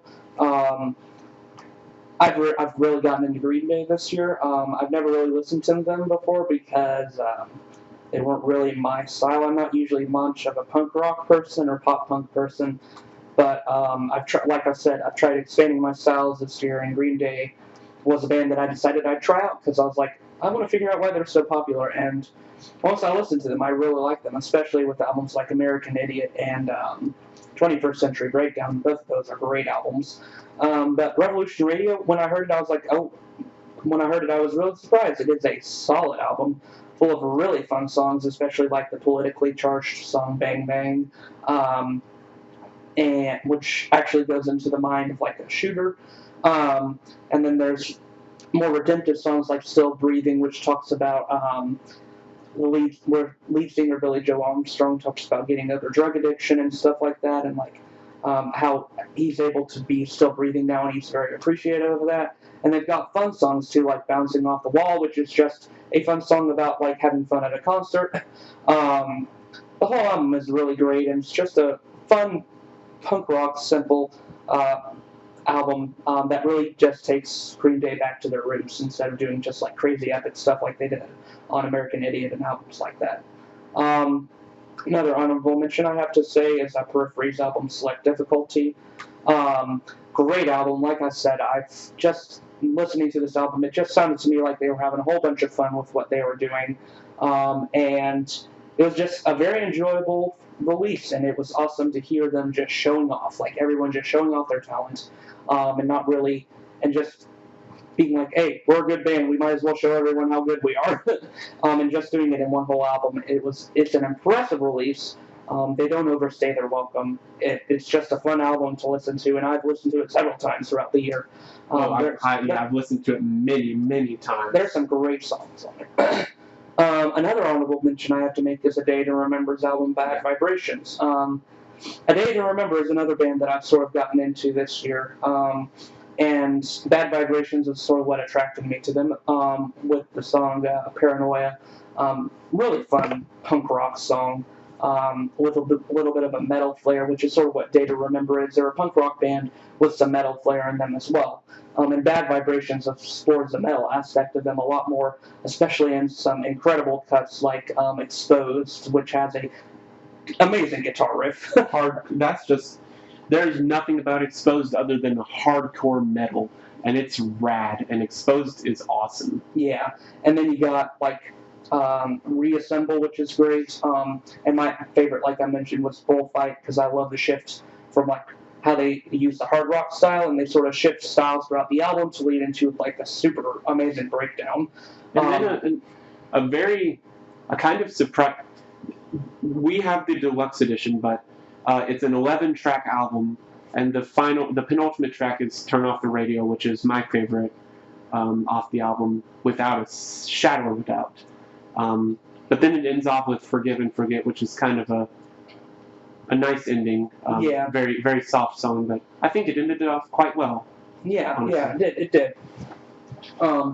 Solid album. Not perfect by any means. There were some songs on it that I didn't like Naivety, which was very cliche to me. Just something that every punk rock band has talked about, like not wanting to get older, wanting to stay young all the time.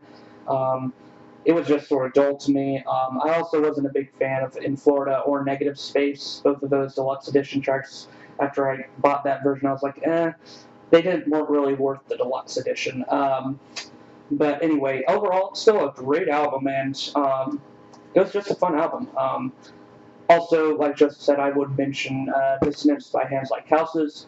Didn't make my top 10. I didn't give it as many listens as I thought I would, but it's a great album for what it is. It has so many fun songs. I love I Am. It's such a real hard rock assault.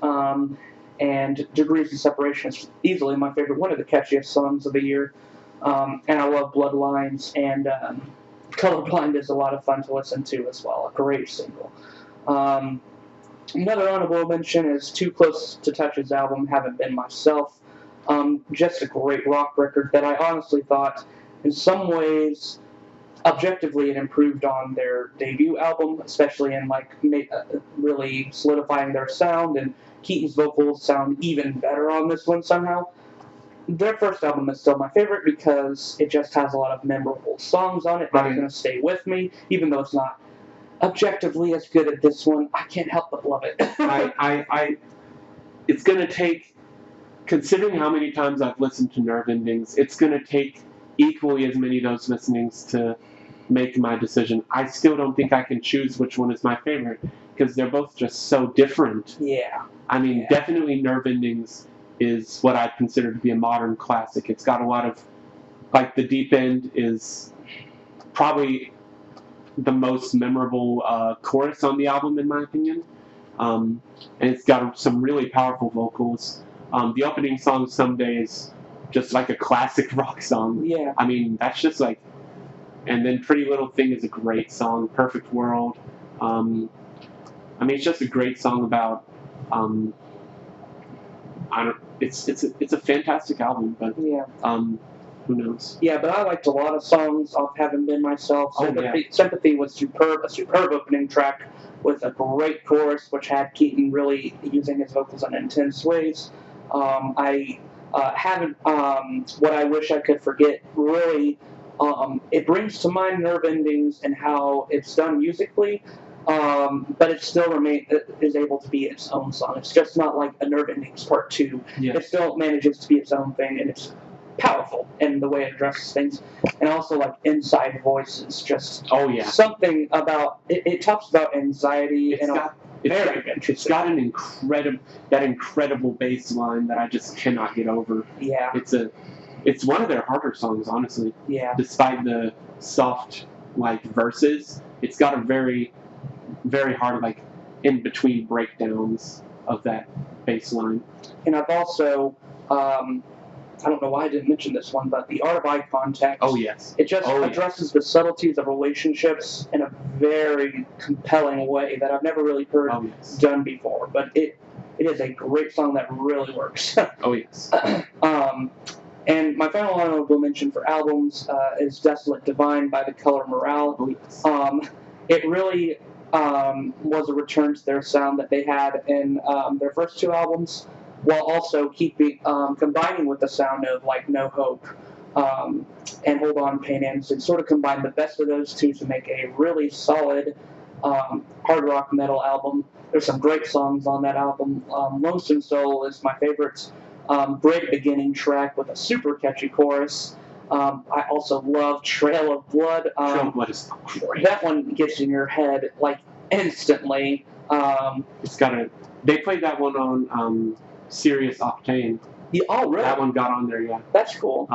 Yeah, that's got an amazing opening riff, and then it brings back. I was really sad when Garrett Rapp officially announced that he would no longer be doing his harsh vocals because they were understandably absolutely destroying his voice in every Yeah. way possible. But he definitely had his moment with No Hope. Yeah. Because that's an incredible album. I constantly find myself fighting as to whether that one's my favorite by them or My Devil in Your Eyes. I think. But My Devil in Your Eyes always tops it just because of so many different factors. But that was really sad when he announced that. So he kind of used them on No Hope. Hold On Pain Ends, but I don't think they worked as well on Hold On Pain Ends. Yeah, I thought Hold On Pain Ends was a bit of a weak album for them. Damaged was a great opening song for sure. I really liked Suicide Stigma as well. Dave Stevens. Yeah, and his rough, Garrett's unclean vocals worked really well in that one. But I think Desolate Divine is really putting Color Morale on the right track of just sort of refining their sound. A lot of people didn't like it for some reason. Really? Yeah. A lot of people were like, they just sound kind of whiny. And I didn't really... I really don't agree with that. I definitely... I feel like they were more honest, in my opinion. In Hold On Pain Ends, I feel like they were more of the whiny type, sort of doing cliche. Especially with the ending track of Hold On Pain Ends, which is Hold On Pain Ends. And that's kind of just typical whatever. Throw Your Roses is actually kind of one of my favorites by Color Morale. The penultimate track. It's a very nice... I think they should have ended it with that one, honestly. I think that Throw Your Roses was a very, very nice, honest track. I also really liked Developing Negative. Yeah. Especially for being featured Craig Owens on that one. He had a really powerful vocal performance there that really even lifted that song up. But okay, I'm going to also mention some honorable mention songs that I have. I'll do that too. LA by Too Close to Touch. Oh yeah. Really great song about just passionately expressing, Keaton passionately expressing his loss of his young sister. Really depressing song, but also one that just you could feel the power in it. God by House of Heroes is another honorable mention for me. I've already sort of talked about that one with my talking about colors. I just think this song, once again, it has great jarring shifts from like harder guitar riffs to like the softness of lead vocalist Tim Skipper's vocals. It just really works, and it's a powerful song about like doubting God, and it's very relatable. Out of Hell by Skillet is another one. Just really fun song with a great driving guitar riff and a catchy chorus, and also a very surprising guitar solo that I didn't see coming from Skillet ever again. But it really works in the song, and I love the harder edge of the song. The person who produced it actually is the same guy who produces Five Finger Death Punch songs, and it really shows in the way the guitar riffs work. Another honorable mention, Pissed Off by Fit for a King, which the lyrics from this song also stood out to me, especially with like, we are slaves to nothing but the blood on our hands. It's such a true lyric. It's like, and yeah, you are not really slave to anything unless you choose to be. Yeah, that's a little reference to a little album called Slave to Nothing, which we might save for a little side review, because there are just a few things to talk about on that album. That's a great album. No, it's a Slave to Nothing is another one of those things that I'd call a modern classic. Yeah. I mean, yeah, I'd say that among my songs for honorable mention. Well, no, you can do one more. Yeah. But okay, let me talk about. I didn't put Death Grip in my favorites, and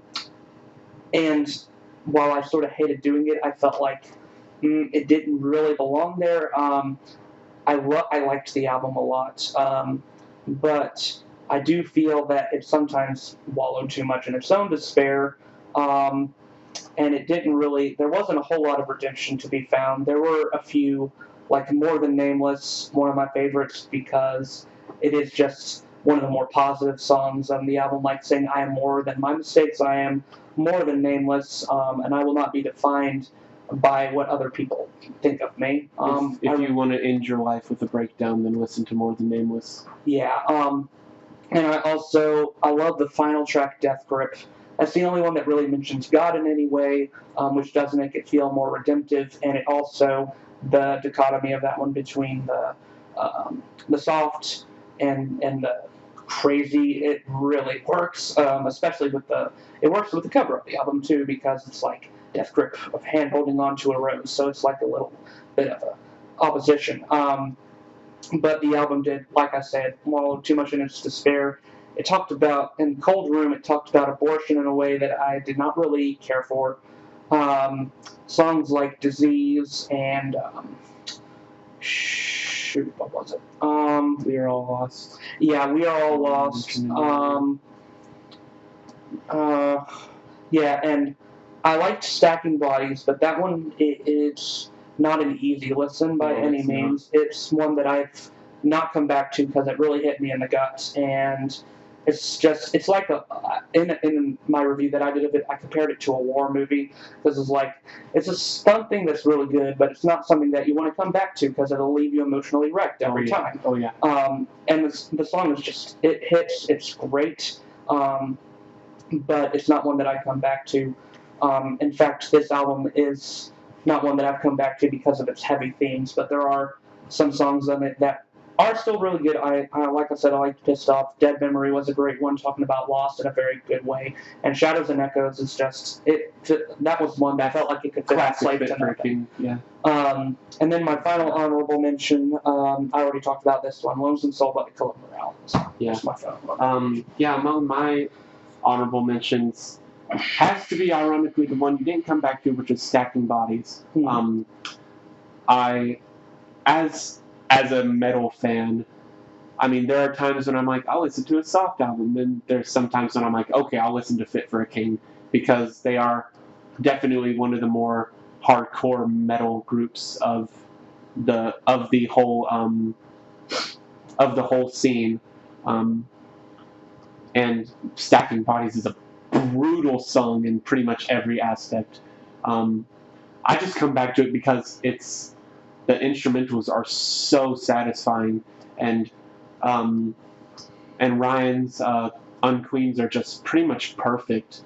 And then Levi Benton, Miss May I, pretty much couldn't go wrong with his vocals in this song. He nailed it. I think the song just nails it, and with the breakdown, it just sold the song. But that's just one of them. Another honorable mention would probably have to be Light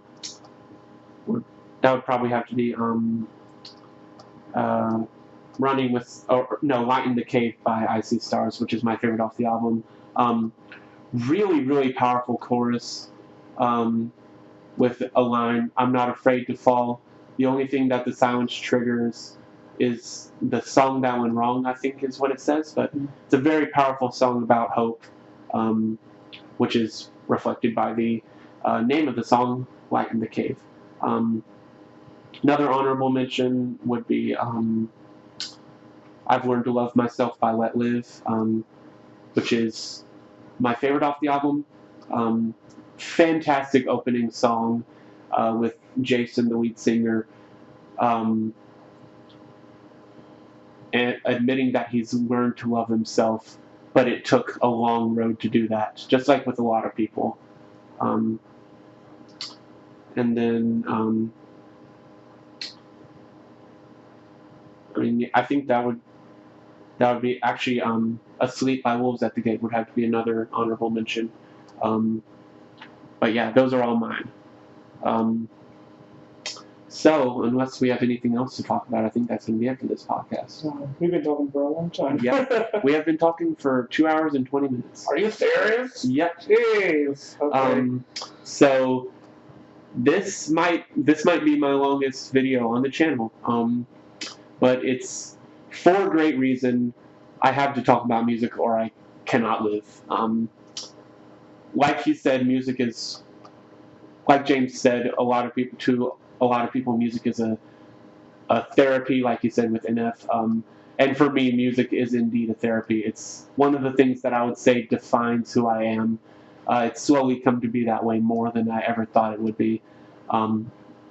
Music is a great thing to talk about, I think. And overall, this was something I was super looking forward to. I just couldn't find the time, and I got super allergenic and super tired. But I'm glad it finally came to doing this. So thank you all so much for listening to this, if anybody's even here by this point. And if you like this podcast and you want us to do something like this again, please press that like button, comment what you would want us to do a podcast on next. And as always, we will see you in the next one. Peace out.